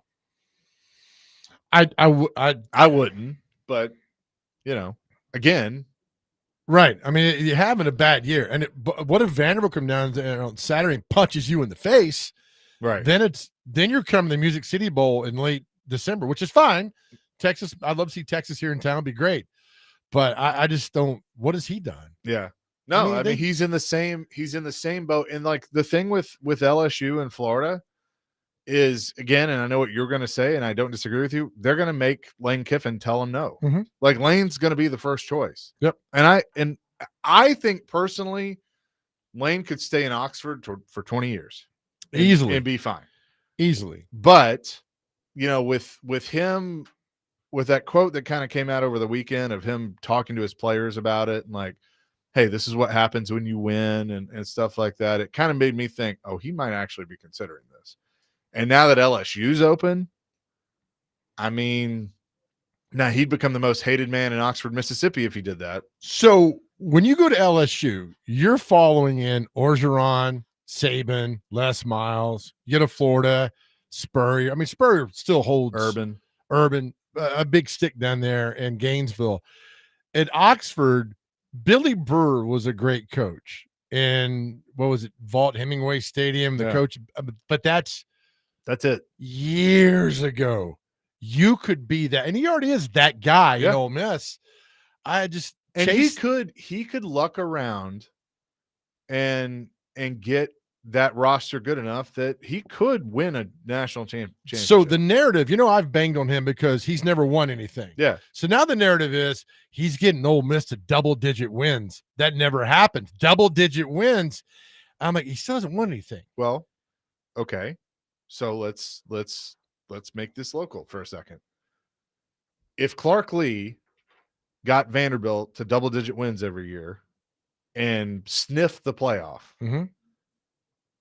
he's here for life. Yeah. There's no question. It's his home. Right. But I mean, like that, I'm not saying that the fan base wouldn't want to win a national championship. Of course, we would as fans. Mm-hmm. But if you're in the mix and in the discussion every year, that means you're getting good players. Yeah. That means that Right. you're continuing to build on this. And maybe you luck up and win one. But maybe you don't. You would sign up for it every year. Absolutely you would. But But the same goes for Ole Miss. I mean, Clark is establishing. There are different expectations for different jobs. Yeah. Well, I mean, Clark is establishing legendary status here. You beat the Yes. number one team last year. You go to bowl game, you win. You're the highest ranking and since 1947, whatever. I go that, but I'm telling you, chasing the almighty dollar, it's not. If you're making $42,000 a year and a job offers you $6.5 million, yeah, Yeah, okay. right. If you're making $7 million, you're going to go make $8 million, and the pressure increases. No, I'm past that. Clark is. But again, Clark Lee, he's got to be in the conversation. I'd go talk to him. What are you doing over there? I know you got a quarterback. I know things are going on, but you still got to put a good team on the football field. And what did Will Muschamp tell us? That leadership on that team, the veteran leadership, works well under Clark Lee, and they've bought into what he's doing. Not many veterans buy into that stuff because they're like at the end of their career, they get their degree, maybe get some NIL money. And Muschamp was telling us, look, they've bought into what he's doing over there. And that game on Saturday, that was a physical football game versus Missouri, and they won the game. So, yeah, you got to ask him and see what he could do. But at the same time, I mean, Kiffin is sitting in the fabled catbird seat right now. Wherever he goes, he's going to be fine. But he's built something at Ole Miss. I'm not a big fan of him, but he's built something at Ole Miss. So here's what I think is going to happen. I'm going to go ahead and just make some predictions. I think Brian Kelly – again, has the BS enough. I could see Penn State hiring him. He fits more in the Big Ten, Notre Dame, like that just fits him. I never thought he was a fit in the SEC. Well, you hire him, you're immediately back on the map. Yeah. With a recognizable coach who's been through the fire, and I get that, and he had success at Notre Dame. Yeah, I don't see why not. Now, if they don't hire him, like let's say they go Matt Rule, which again I think could be a possibility. UCLA should throw whatever they have at Brian Kelly. You think? Again, it's the Big Ten now, but he could play that out there, and then parlay that in. He's one of those guys that whether he deserves it or not, he's going to get another big job. Because he'll make every excuse in the book and somebody will believe it. I just don't think people like him. Nobody does. Well, would you hire him if you're an athletic director? I wouldn't. Would I know? No. But will people? Yes. Man. So, all right, let's just go on the premise. Kelly to Penn State. Okay. All right. Lane to LSU. I think LSU might be the one, or Florida, but LSU is a better job. Mm-hmm. So I think Lane to LSU. Jimmy Frank to Florida. Yep. That then starts. I think Clark stays put, and then maybe Matt Rule. We'll see what the domino effects are. I think Michigan is still one to watch. That job could open up. Okay. So who's taking Ole Miss and Arkansas? I think Jimbo goes back to Florida State. Ole Miss and Arkansas are interesting because you can win at Arkansas.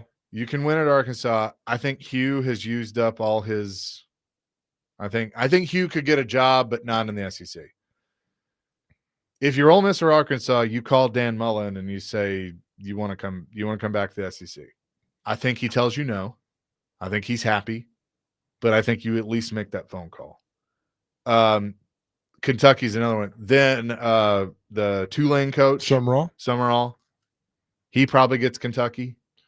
But he could get Ole Miss or Arkansas if Kentucky doesn't open up. What about the Gus Bus? If you're Auburn, do you go back there? See, at some point you got to hire the new crop. Yeah, you got to. Yeah. Summerall's the new crop of coaches that's coming in.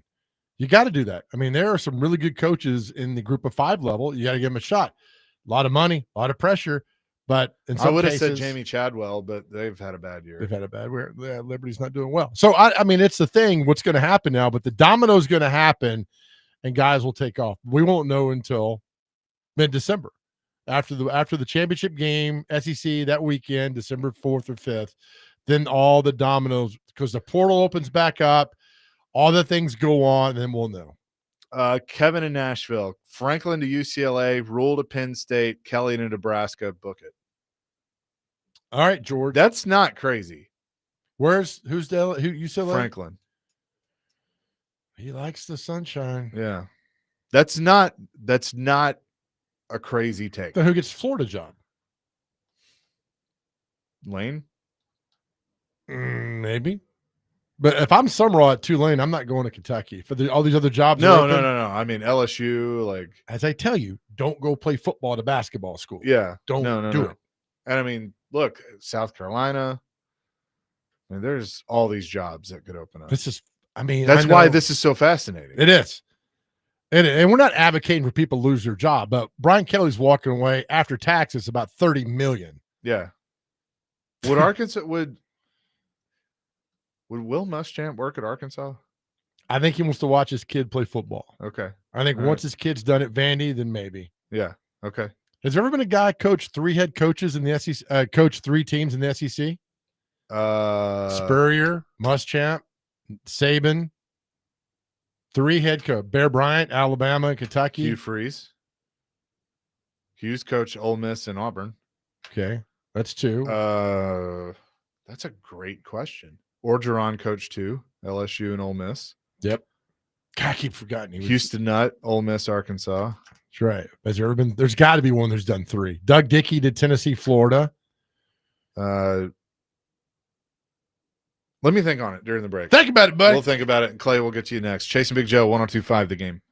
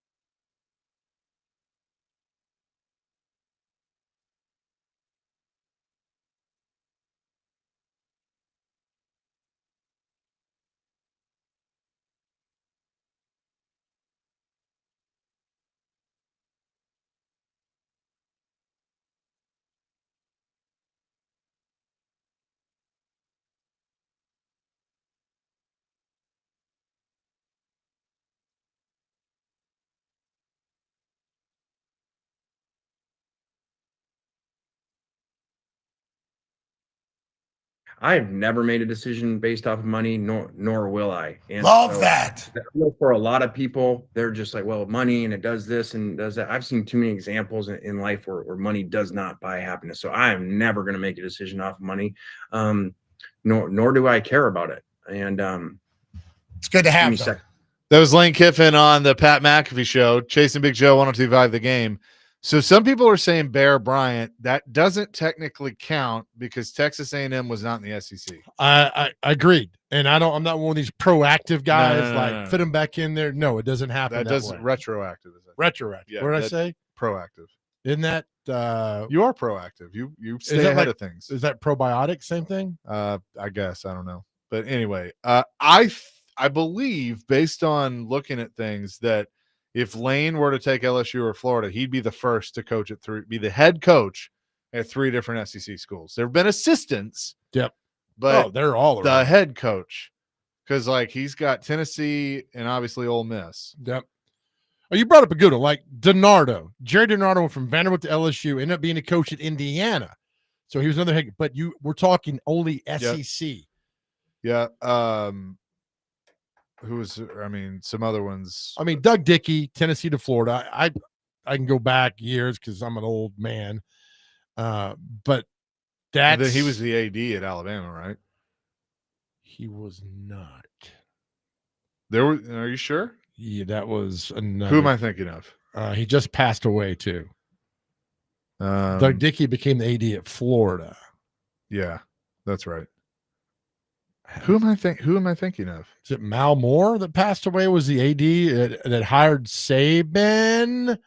See, folks, when you don't know what you're talking about, if you get a little high voice there and you pause, it sounds like you know what you're talking about. Was Doug Dickey the AD at Tennessee? He was, wasn't he? Until 2002. And then what's his name took over? Jimmy Hart? Not Jimmy Hart. No, he just died. Mike Hamilton. Yeah. Yes. They all get yeah. But then they had a guy from FSU that was up there that hired. Who am I thinking? It's the guy he hired Saban at Alabama. Was it? It wasn't Doug Dickey. It was somebody else. He passed. Let me look this up here. You guys talk amongst yourselves here, okay? Okay. All right. Okay. Okay. I'm gonna get this. We got Bill Battle. Bill Battle. There we go. He was a Tennessee coach. Yes, that's who I'm thinking of. Okay. Bill Battle. Thank you. Won't you come home, Bill Battle? Won't you come home? Again, 9055 says Bear Bryant coached at Bama, Kentucky, in one game at Vanderbilt when Red Sanders was sick. Well, I mean, does that count? You look at Tennessee football coaches like Brady Hoke. He's considered a head coach because he filled in. He was a head coach. I'm talking about the full-time head coach, and Bear Bryant. Yes, he coached at Texas A&M, but they were not an SEC school. Right. So I do not count that. Nope. And I don't know if there's anybody else. A lot of done 2 schools. Yep. We're saying 3 SEC schools. Yes. That's what we're saying. Clay, what's up? Boys, how we doing today? We're good. How are you? I'm doing fantastic. Clark Lee and the boys got it going on West End, don't they, boys? Yeah. It's been awesome. I mean, I didn't know this till maybe later Saturday night when a friend of mine told me. You guys think about this. Missouri runs 78 plays. Vanderbilt runs 45. Good Lord. Time of possession was like 36-24. Okay. To me, it's not about the stats. It's definitely not about the ego stats. What this is about, boys, this is a true team that plays complementary football. When the offense can't get it going, the defense steps up. I mean, think about all the plays that Vanderbilt made defensively to keep them in that game. A lot of them. The goal line stand. Hurd ripping the ball away from a guy that gives us, I think, the winning touchdown. I believe that's right. And then, I don't know. I was telling people I would go to the grave thinking it didn't matter because the clock ran out and the guy was short of the goal line. But I thought I saw the ball on the ground, but maybe the guy did catch the ball. I thought that too, Clay. I really did. I thought he didn't catch it. Clay, at the end of the day, you won. The only stat that matters is the scoreboard. That's right. That's kind of what I'm saying. I don't care about stats.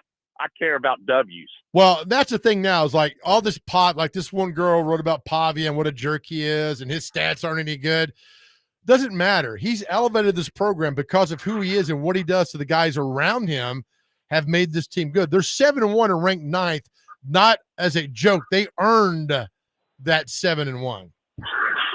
By the way, the highest ranking Vanderbilt has ever had, I believe, is in 1941. They were number 7. That's right. So they're ranked as high as they've been since 20 years before I was born. Are you going to Austin this Saturday? No, I am not, but the preacher is. Okay. Nice. Going by himself, I believe. He should take his buddy with him. But, Big Joe, I've got to tell you, Will did not do the sign, and I was disappointed. Well, maybe next time when game day comes back, they'll do it again. You know, but seriously, I bet, and I've thought about this. Now I showed up at 4:45, so I was there for over 6 hours. What, you got on campus? Yes. Oh, okay. Yeah, Well, we'll let him know. Vanderbilt security talked- chases an in over there.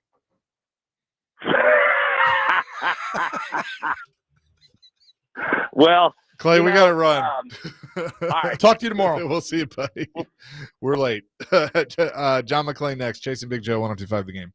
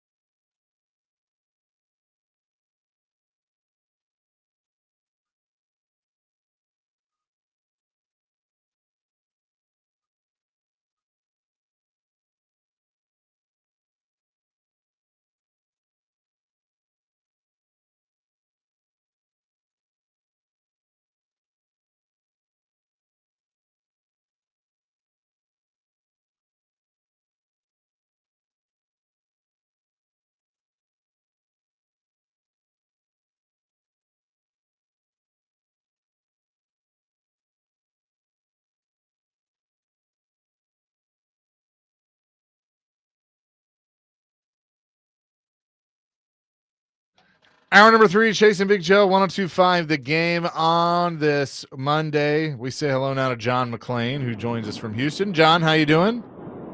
I'm doing great, guys. How are you? We're good. We're just, we've kind of hit that point in the season where we open the show and it's like, if you want to talk about the Titans, we'll do that. But do we really have to? We know what they are at this point. Now they're making trades and getting 5th-round picks for a guy that they spent a 2nd-round pick for in Roger McCreary. So that's where we are today. There's a lot of great football going on around the NFL and a lot of great football going on in college sports. I watched games all Saturday. I was at the Texans game Sunday, but I stayed I got early, stayed late to watch the afternoon games. So I saw a lot of good ones, although truthfully, this weekend in college football was much better than this weekend in pro football, where so many games were won by double digits, including the one I covered where the Texans beat up the 5-2 49ers pretty good. And I watched that A&M game, and number one, I hope Vanderbilt beats Texas. And but right now, after watching A&M the last few weeks, I don't know that they're not the best team in the country, even though Ohio State and Indiana would beg to differ. Texas A&M is pretty good.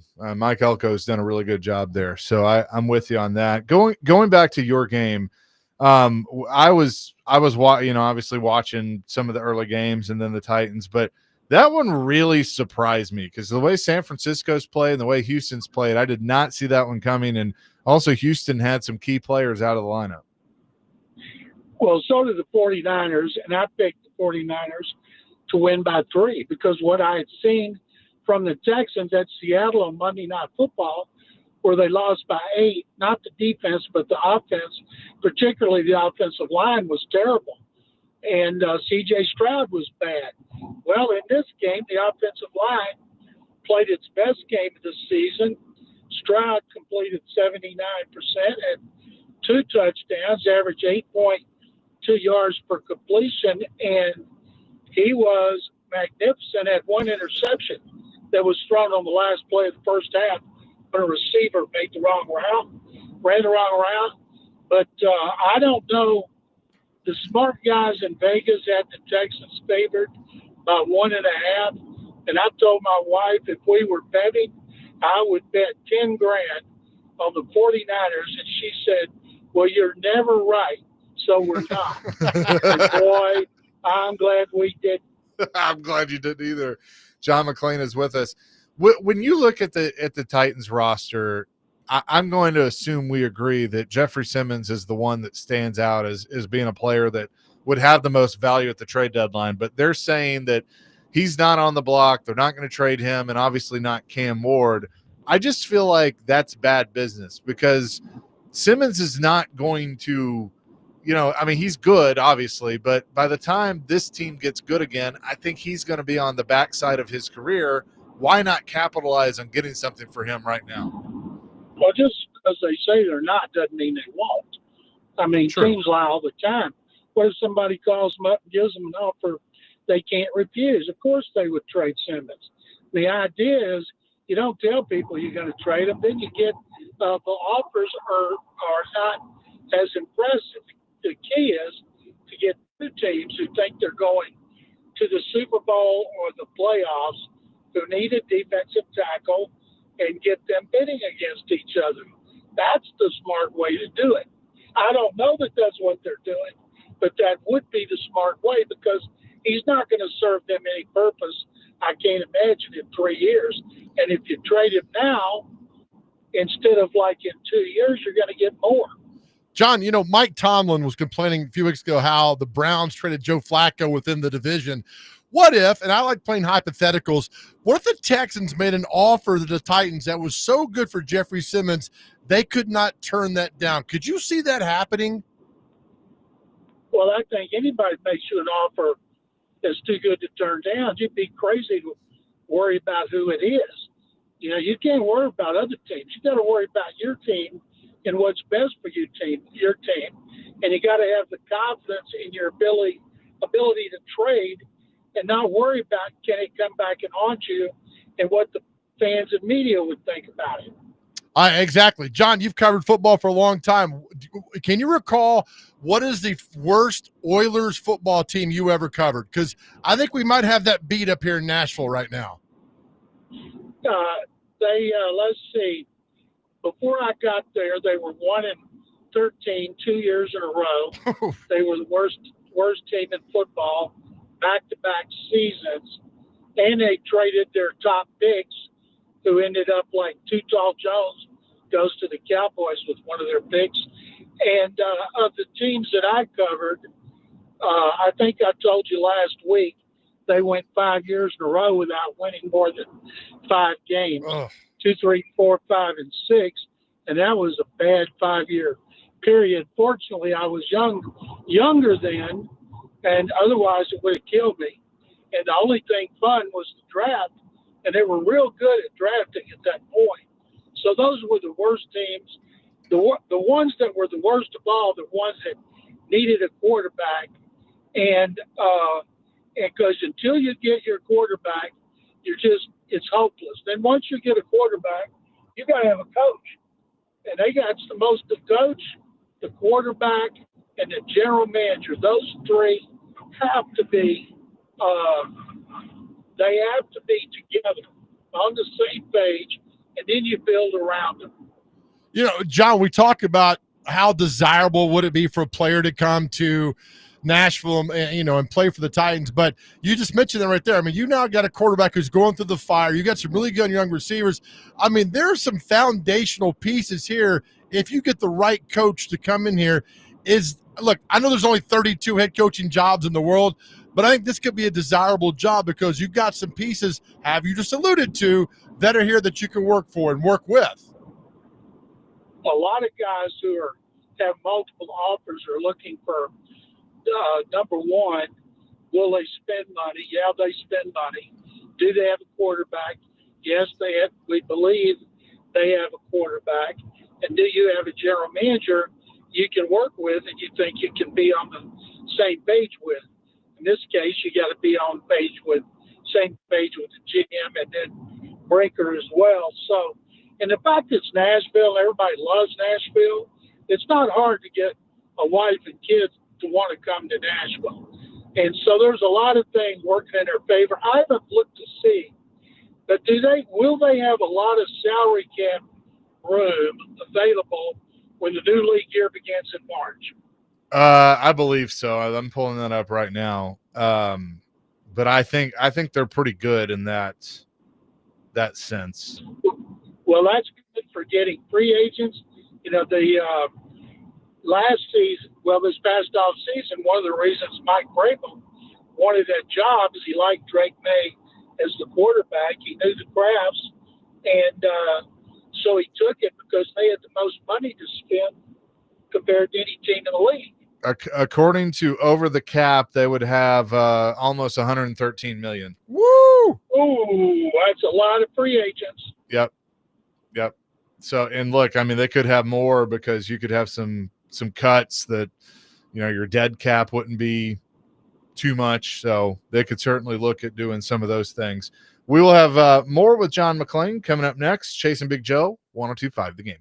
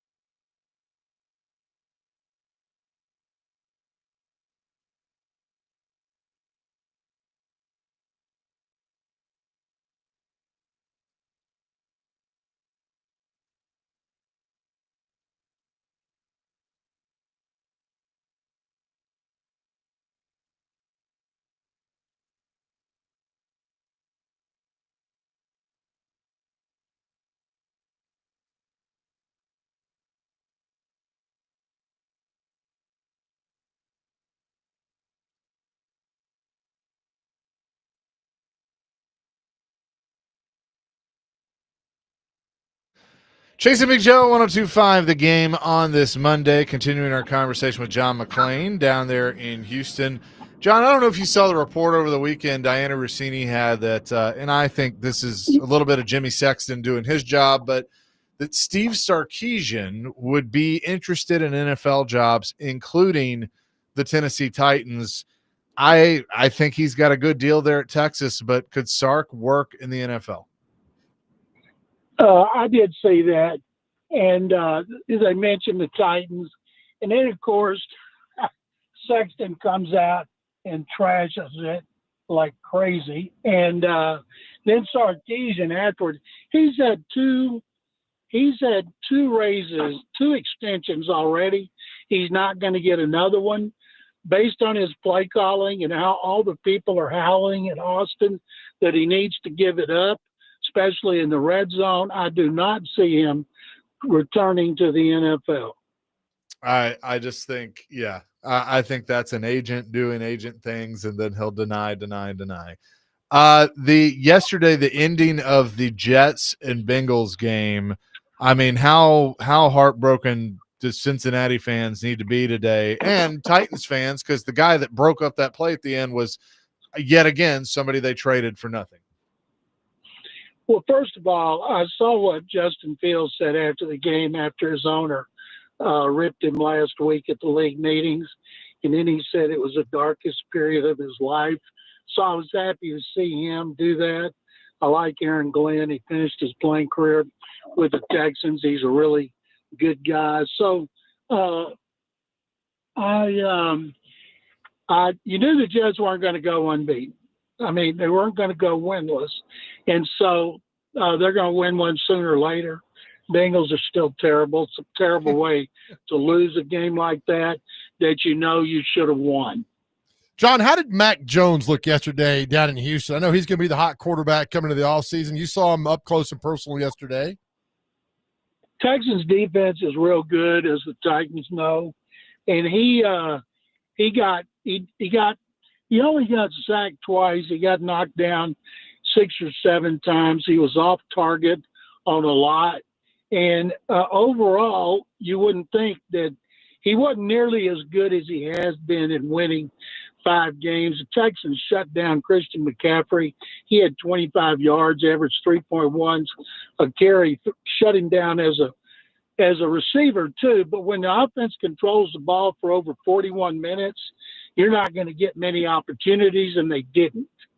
John, I know he's got a quarterback in Denver, but Sean Payton's got something going there. They look like they're having fun. The defense is good. The games are exciting. I mean, how good is this football team in Denver?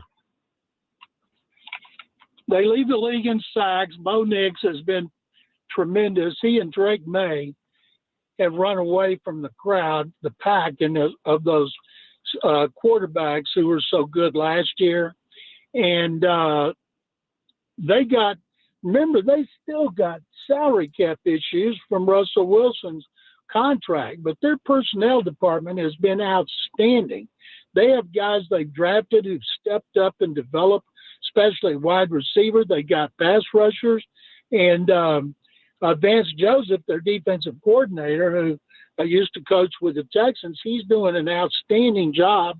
And Sean Payton's showing why he's an outstanding head coach. The Texans play them in Houston on Sunday, and I expect that to be a much tougher test for C.J. Stroud than the one he faced on Sunday with the 49ers, who only knocked him down twice and had no sacks. John, once again, we are get to watch on the national TV landscape the Kansas City Chiefs, who seem like every week they're on Sunday night or Monday Night Football. How scary can they be if they finally wake up and put everything together? Because I think they're starting to do that. They are starting to do that, Joe. They proved it lately. They're getting a lot of players back. Still don't have their rookie tackle, Josh Simmons. Nobody really knows what's happened to him, but he's disappeared. But they're playing great. Patrick Mahomes is playing great. And what I'm tired of, and there's nothing you can do about it, is all those nationally televised Bengals and Commanders games that we're seeing backup quarterbacks. Nothing is more boring than games with backup quarterbacks. Right. John McClain is with us on the Chase and Big Joe show. What do you think about this matchup tonight? I don't even know who's playing, to tell you the truth. Is it Washington? Is that Washington playing tonight against Kansas City? Yeah. Well, before the season, it looked great. You got 2 Super Bowl contenders. You got a great young quarterback, and you got one of the best in history. And right now, any of us believe that Marcus Mariota is going to engineer an upset of Andy Reid and Patrick Mahomes and the Chiefs? Hey, he's done it before. He could throw a pass to himself. Who knows? You never know. But no, I don't think so. And I think the Chiefs have proven that they're back. So I would definitely take Kansas City in that one tonight. I want to ask you, and you tell me how much you can or can't talk about this, but I saw through all the Hall of Fame stuff that, Bud has kind of moved into the next tier of where he needed to go when it comes to him being in the Hall of Fame. And I know Jim Wyatt wrote a really nice piece about that, and you've had a lot to do with that. But that was good to see Bud kind of take the next step in moving towards the Hall of Fame. Well, he needs to take the next one. That's where he went last year. He got into the room where he was a finalist among the contributors. And so I've done everything I can do, sending out information to the voters. And if he gets into the next group, means we'll be talking about him when we have our Zoom in January. And I think that it's really hard for a contributor. He's up against Robert Kraft and Clint Murchison and Art Modell. Last year, he and Kraft were the only ones who became finalists, and both of them were eliminated quickly, and they've made it much tougher. The Hall of Fame has made it so much tougher for people to get in, and it hurts the contributors and the coaches. I just, and you've said this perfectly, but I just don't understand how you can't have somebody – that when you ask the question, can you tell the story of the NFL without Bud Adams? The answer is no. Why he's not in the Hall of Fame? I mean, did moving the team piss people off that much? No, that's never come up. If you go back, when I have made my presentation, I make it seem like Bud's career ended in 1970 as an owner, because he was an instrumental co-founder of the AFL. He saved the Jets, maybe the AFL, by trading Joe Namath to the Jets. He was one of the first to integrate. He had 3 black quarterbacks at one point, one of the first black executives. And I hit on all that and his role in helping get the merger. And then I stop, because if you go into it after that, too many people, they think about all the coaches he fired, how the teams were terrible. It never, and shooting the fingers at the Bills and all kinds of things. And but in our discussions, it never came up about moving the team, because almost every team in the NFL was moved at one time or another. Absolutely. John, are all the original AFL owners in the Hall of Fame? No, they're not. No. I know who is Ralph Wilson's in, Al Davis is in, and there's 1 or 2 more, right? Al Davis wasn't an original owner. He was an assistant coach. And Ralph Wilson is in. Of course, Lamar Hunt is in. The Chargers owner, Barron Hilton, is not in. The Sullivan family's not in from Boston Patriots. So there's more not in than are in. And I think if an owner, the next one's going to get in, Robert Kraft's won 6 Super Bowls, and they're in the business to win. And I think he deserves to be in. And I tell them that we like to say, you can't write the history of pro football without this person, and you definitely cannot write the history of pro football without Bud Adams. And I wish, if somebody asked me questions after the murder, what can you say? He didn't go to the Super Bowl, but I point out he hired good people, won the first 2 championships. The third year, he lost in double overtime to Lamar Hunt's Dallas Texans. And so the idea is to try to get them to think about that. John, is there one guy, I don't mean to put you on the spot, is there one guy that you think deserves to be in the Hall of Fame that deep down probably will never get in? I always beat the drum for Too Tall Jones. I don't think he'll ever get in. Is there one person you'd love to see get in, but it's such a long shot? when I get back on the senior committee, I'm going to start beating the drum for Too Tall, who I've gotten to know a little bit and found out a bunch of really good stats about him, that he was the only player at his position that did. A player that I think should be in was the best offensive lineman on one of the greatest offensive line in history that won 3 Super Bowls, and that was Joe Jacoby, their big left tackle, who also played right tackle. For some reason, we put guard Russ Grimm from the Hogs in before him. I don't know why we did, but Joe Jacoby is now in the senior group, and I think that he definitely deserves it, but he just doesn't get a lot of run. In Washington, the Pete teams, Charlie Cashley, the former GM, they do everything they can to let the voters know about his value. You know, there's other offensive lines that weren't nearly as good as the Hogs and certainly didn't win 3 Super Bowls who have more members in the Hall of Fame than the Washington Redskins. John, appreciate the time as always. We will talk to you next week.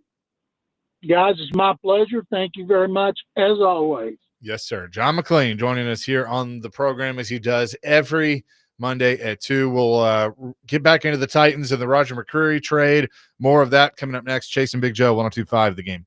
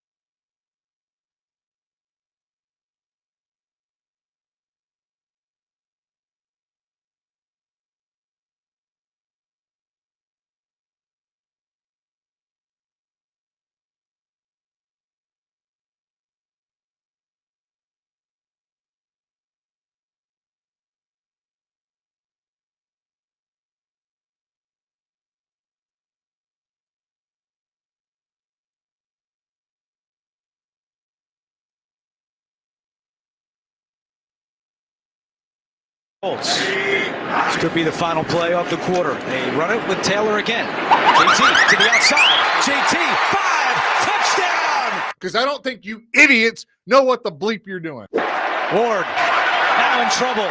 Escapes the sack, but throws it incomplete. Pollard, and he is stuffed by Grover Stewart. JT in the open field, down the sideline, staying in bounds, still going. Taylor, the distance. He would be so proud. Look, there are a lot of hills to die on. I don't want you dying on this hill. Oh, that was good.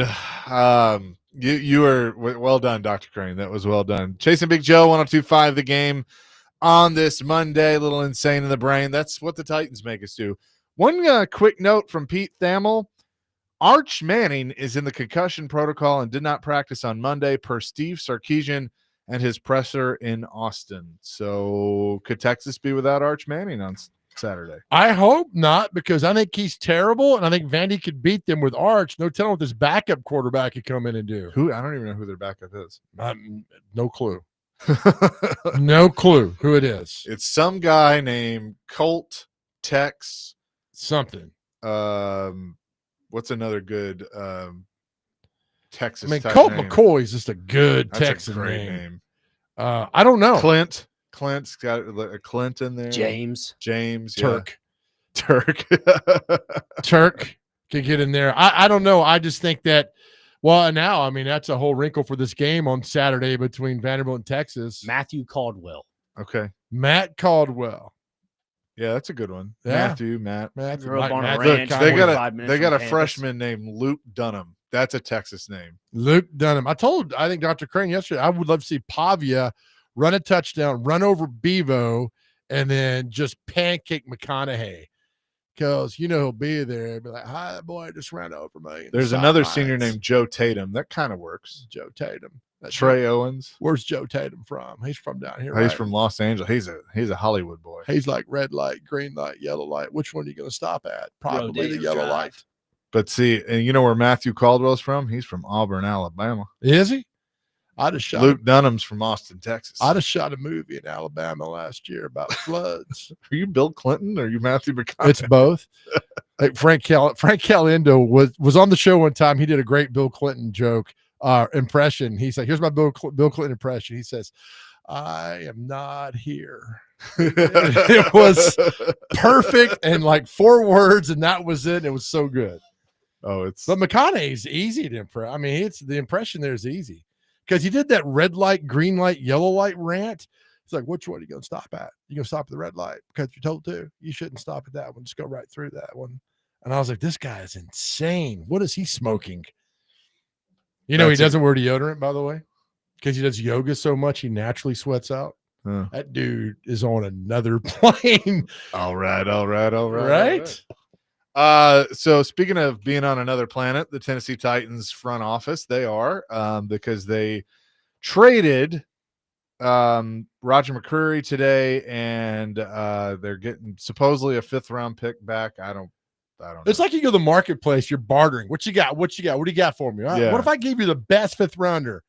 Okay, I could do that, but that's all I'm going to do right now. What if I give you a mid-round 5th round? No, I can't do that. Give me the best that you got right here. It's just ridiculous. It's just absolutely ridiculous. You're going to trade a good corner, get something good in return. This is highway robbery, man. Here's what they got right now. And Paul Kuharsky. They got Paul McCartney. At least he'll give effort. Paul Kuharsky put this on his website. They have a 1st round, 2nd round, 3rd round, 4th round. They have a 5th rounder from the Rams, which was originally the Titans that was traded in the Ernest Jones deal. They will get that back in the McCreary deal. They have a 6th round pick, That's from the Jets. Originally, the Ravens acquired via the Jets for Jarvis Brownlee. They also have another 6, which is from the Rams, a conditional from the Rams in the Ernest Jones deal, and a 7th round. The worst of the 6th will go back to the Rams in the McCreary deal. Fill me in again. Who's Ernest Jones? Who was he? He played the saxophone with a group called Ernest and the Joneses. The Joneses. Who was it? I mean, is he a Titan at one time? He was like a linebacker they traded for. I remember the guy they traded, Kenneth Murray. They traded to the Cowboys, but Ernest Jones, the guy that came here from the Rams for about a week, and he's like, I want out of here. Yeah, I guess Mike McCoy was asked earlier today about it. He said, quote, "You've got to look at who does what best. That's something that the defensive staff will look at in the next couple of days and say these are changes we need to make, but put the players in the right positions and move a couple guys around, whatever we need to do." Did he glitch? We'll figure it out. When he said that in the back? Probably. I could see Borganti or Brinker with a walkie-talkie talking to his ear. All right, say this. Standard line. Everybody and then is Mike accountable. McCoy goes, "Idea, what does that mean?" He glitches, or like Wreck-It Ralph, which is a very underrated kids movie, by the way. It is. What better idea? Yeah, exactly. So that's these drops are. They're just. I mean, I could listen to a whole hour of nothing but drops. They're so good. Can he play? Probably not. The Titans are an 8.5-point underdog at home against the Chargers. One game they're going to put it together, man. They're going to put it together. Do you really believe that? Give me a little positive. They always do. I mean, if not, it's the worst team we've seen. 14 was bad. 04 was bad. Being here in Nashville since '97, but this is this is another. I mean, this not competing. Just bad football from top to bottom. Bo Scaife, I don't even think I follow him. He just pops up on my Twitter now. But now that he was the legend of the game, he's been tweeting again. And he said right after the game yesterday, "This too shall pass." Hashtag tighten up. Thanks, Bo. Have they announced who the legend is this week? Everybody's probably declining. I don't know. I think when Bo Scaife came out in the fourth quarter, there was all those Vrabel chants. Yeah. It was pretty loud when Bo Scaife came out for that. He was with Keith going across the pedestrian bridge. That's what I was telling you guys about there's not a lot of effort. They were there. Yeah. They're saying the same thing. There's not a lot of effort. I mean, when Keith Bullock or like Derek Mason look back at this football, like, what the hell's going on here? I mean, this is not anywhere even decent. I mean, it's so far bad that it's in another room somewhere. They got to be looking at that way, like, God, this is not how we played back when we were here. But I know that long time back ago, in my day. But they fought, man. They did, and this team does not. Team does not fight at all. I'm not going to say they don't. I do think there are guys that do. I just don't think they're very good.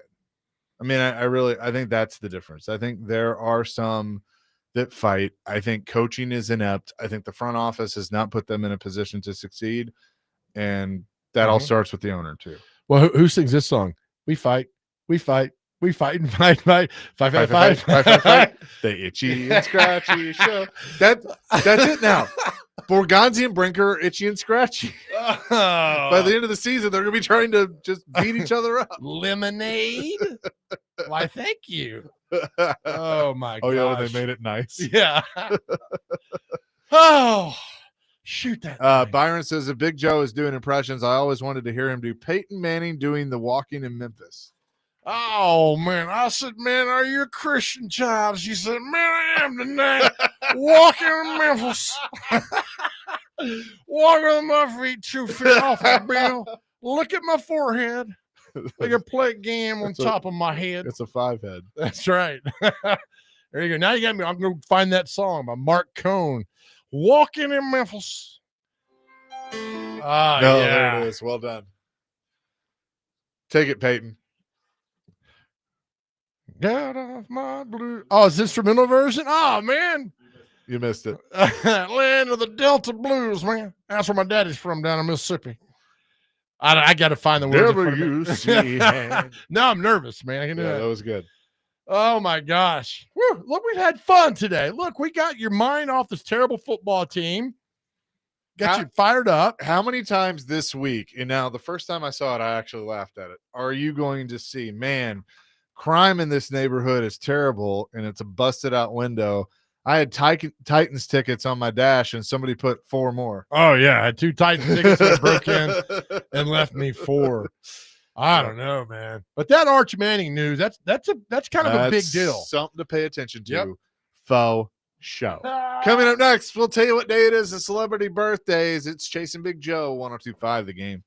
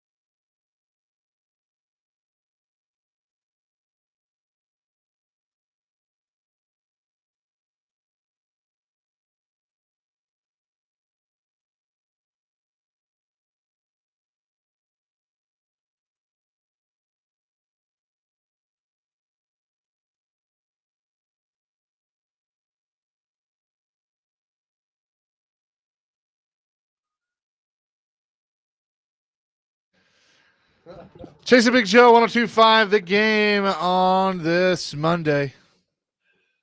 A little walking. Mark Cohn, I believe That is the artist. That's correct, man. With that, quickly, let's get to what day is it and celebrity birthdays. All right. First on the list, we have Parmesan Reggiano Day, National Ooh, Parmesan I Reggiano. like that. Boxer Shorts Day is today, so take care of your. No, All right. You don't need commentary. Just on saying. that. Just saying. American Beer Day is today, so we love beer. Cranky Coworkers Day. That's me every day, probably. National Black Cat Day, celebrated in the United Kingdom. Oh, okay. National Mentoring Day, another United Kingdom thing. Yeah, that's good. National Civics Day. Yeah. National Potato Day. There we go, Mr. Potato Head. Yep. Navy Day. Sylvia Plath Day. World Day of Audiovisual Heritage, and World Occupational Therapy Day. Okay. Well done. All right, time for celebrity birthdays. Got to get these within 2 years. Our first birthday, Chase, you go first. From Monty Python, John Cleese. How old is he? 89. 84. 86. Dr. Crane, do you have any idea who that is? I don't believe so. Okay, good. All right, next up. Oh, That's a friend of the lovely bunch show. of coconuts. Wrote one song, has played it a gazillion times. I've seen him sing it before a football game at the opening of a car dealership. How old is Lee Greenwood today? I knew that's where you were going to go. How old is our buddy Lee Greenwood? Dr. Crane, you go first. Lee Greenwood is 73. 83. 83, exactly. Looks damn good for 83. I'll give him that there. All right, Chase, you go next. Our next birthday is Kelly Osbourne. Ozzy's daughter. 39. 44. 41. Chase up 3-1. Dr. Crane, you go Papa now. Don't Preach. How old is what's that? She redid Madonna's she? Papa Don't Preach yet. Dr. Crane, the lead guitar player for Judas Priest, one of the all-time best guitar players, KK Downing. How old is he? 48. 72. Too late You've now, already buddy. said it now. 72. 74. Chase up 4-1. He was just like 48. Chase, you go first. Simon Le Bon, lead singer of Duran Duran. Oh, Rick, if you're listening, we were jamming out to some Duran Duran the other night. A little hungry like the wolf. Guys' night out, huh? No. Why are you touching me? Those aren't pillows. 74. 70. 67. Dr. Crane, Patty Sheehan, legendary female golfer. 70. Is it all right? Me? Yeah. 73. 69. Nice. 4-2. Chase, you go now. How old is? Geez, Joe, I can't even read my handwriting here. God. All right. How old is John Casey? He was a kicker for Georgia and for the Carolina Panthers. 50. 44. 56. Rick Carlisle, basketball coach. Go, Dr. Crane. Oh, I'm sorry. 52. Rick Carlisle, 62. 66. Down to the last two. Chase, you go first. Brady Quinn. Brady Quinn is 40. 44. 41. Chase is up 5-2. Last one. Dr. Crane, you go first. Lonzo Ball, basketball player. 28.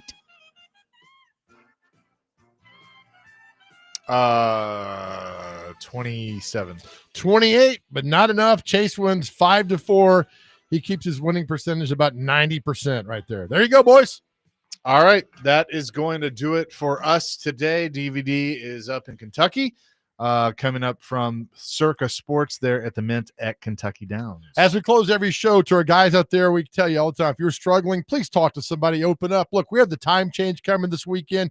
I know it's a lot of times when people get depressed because of that, but we're going to get out ahead of it. We're going to fight it together. We're not going to let it bother us because we're here together. Know that we're on this planet together. We all have a journey, and your journey is beautiful. Please know that, and know whatever you're going through, we're always here to talk to you. Know your value, know how wonderful you are, as powerful you are. We love you. More importantly, more than anything else in the world, guys, God loves you. Amen to that. Peace, love, rock and roll. Again, DVD will have full reaction to the Titans, to Vanderbilt, all that stuff coming up next. We'll talk to you tomorrow at Tennessee Brewworks. We'll be there again starting at noon here on 102.5 The Game.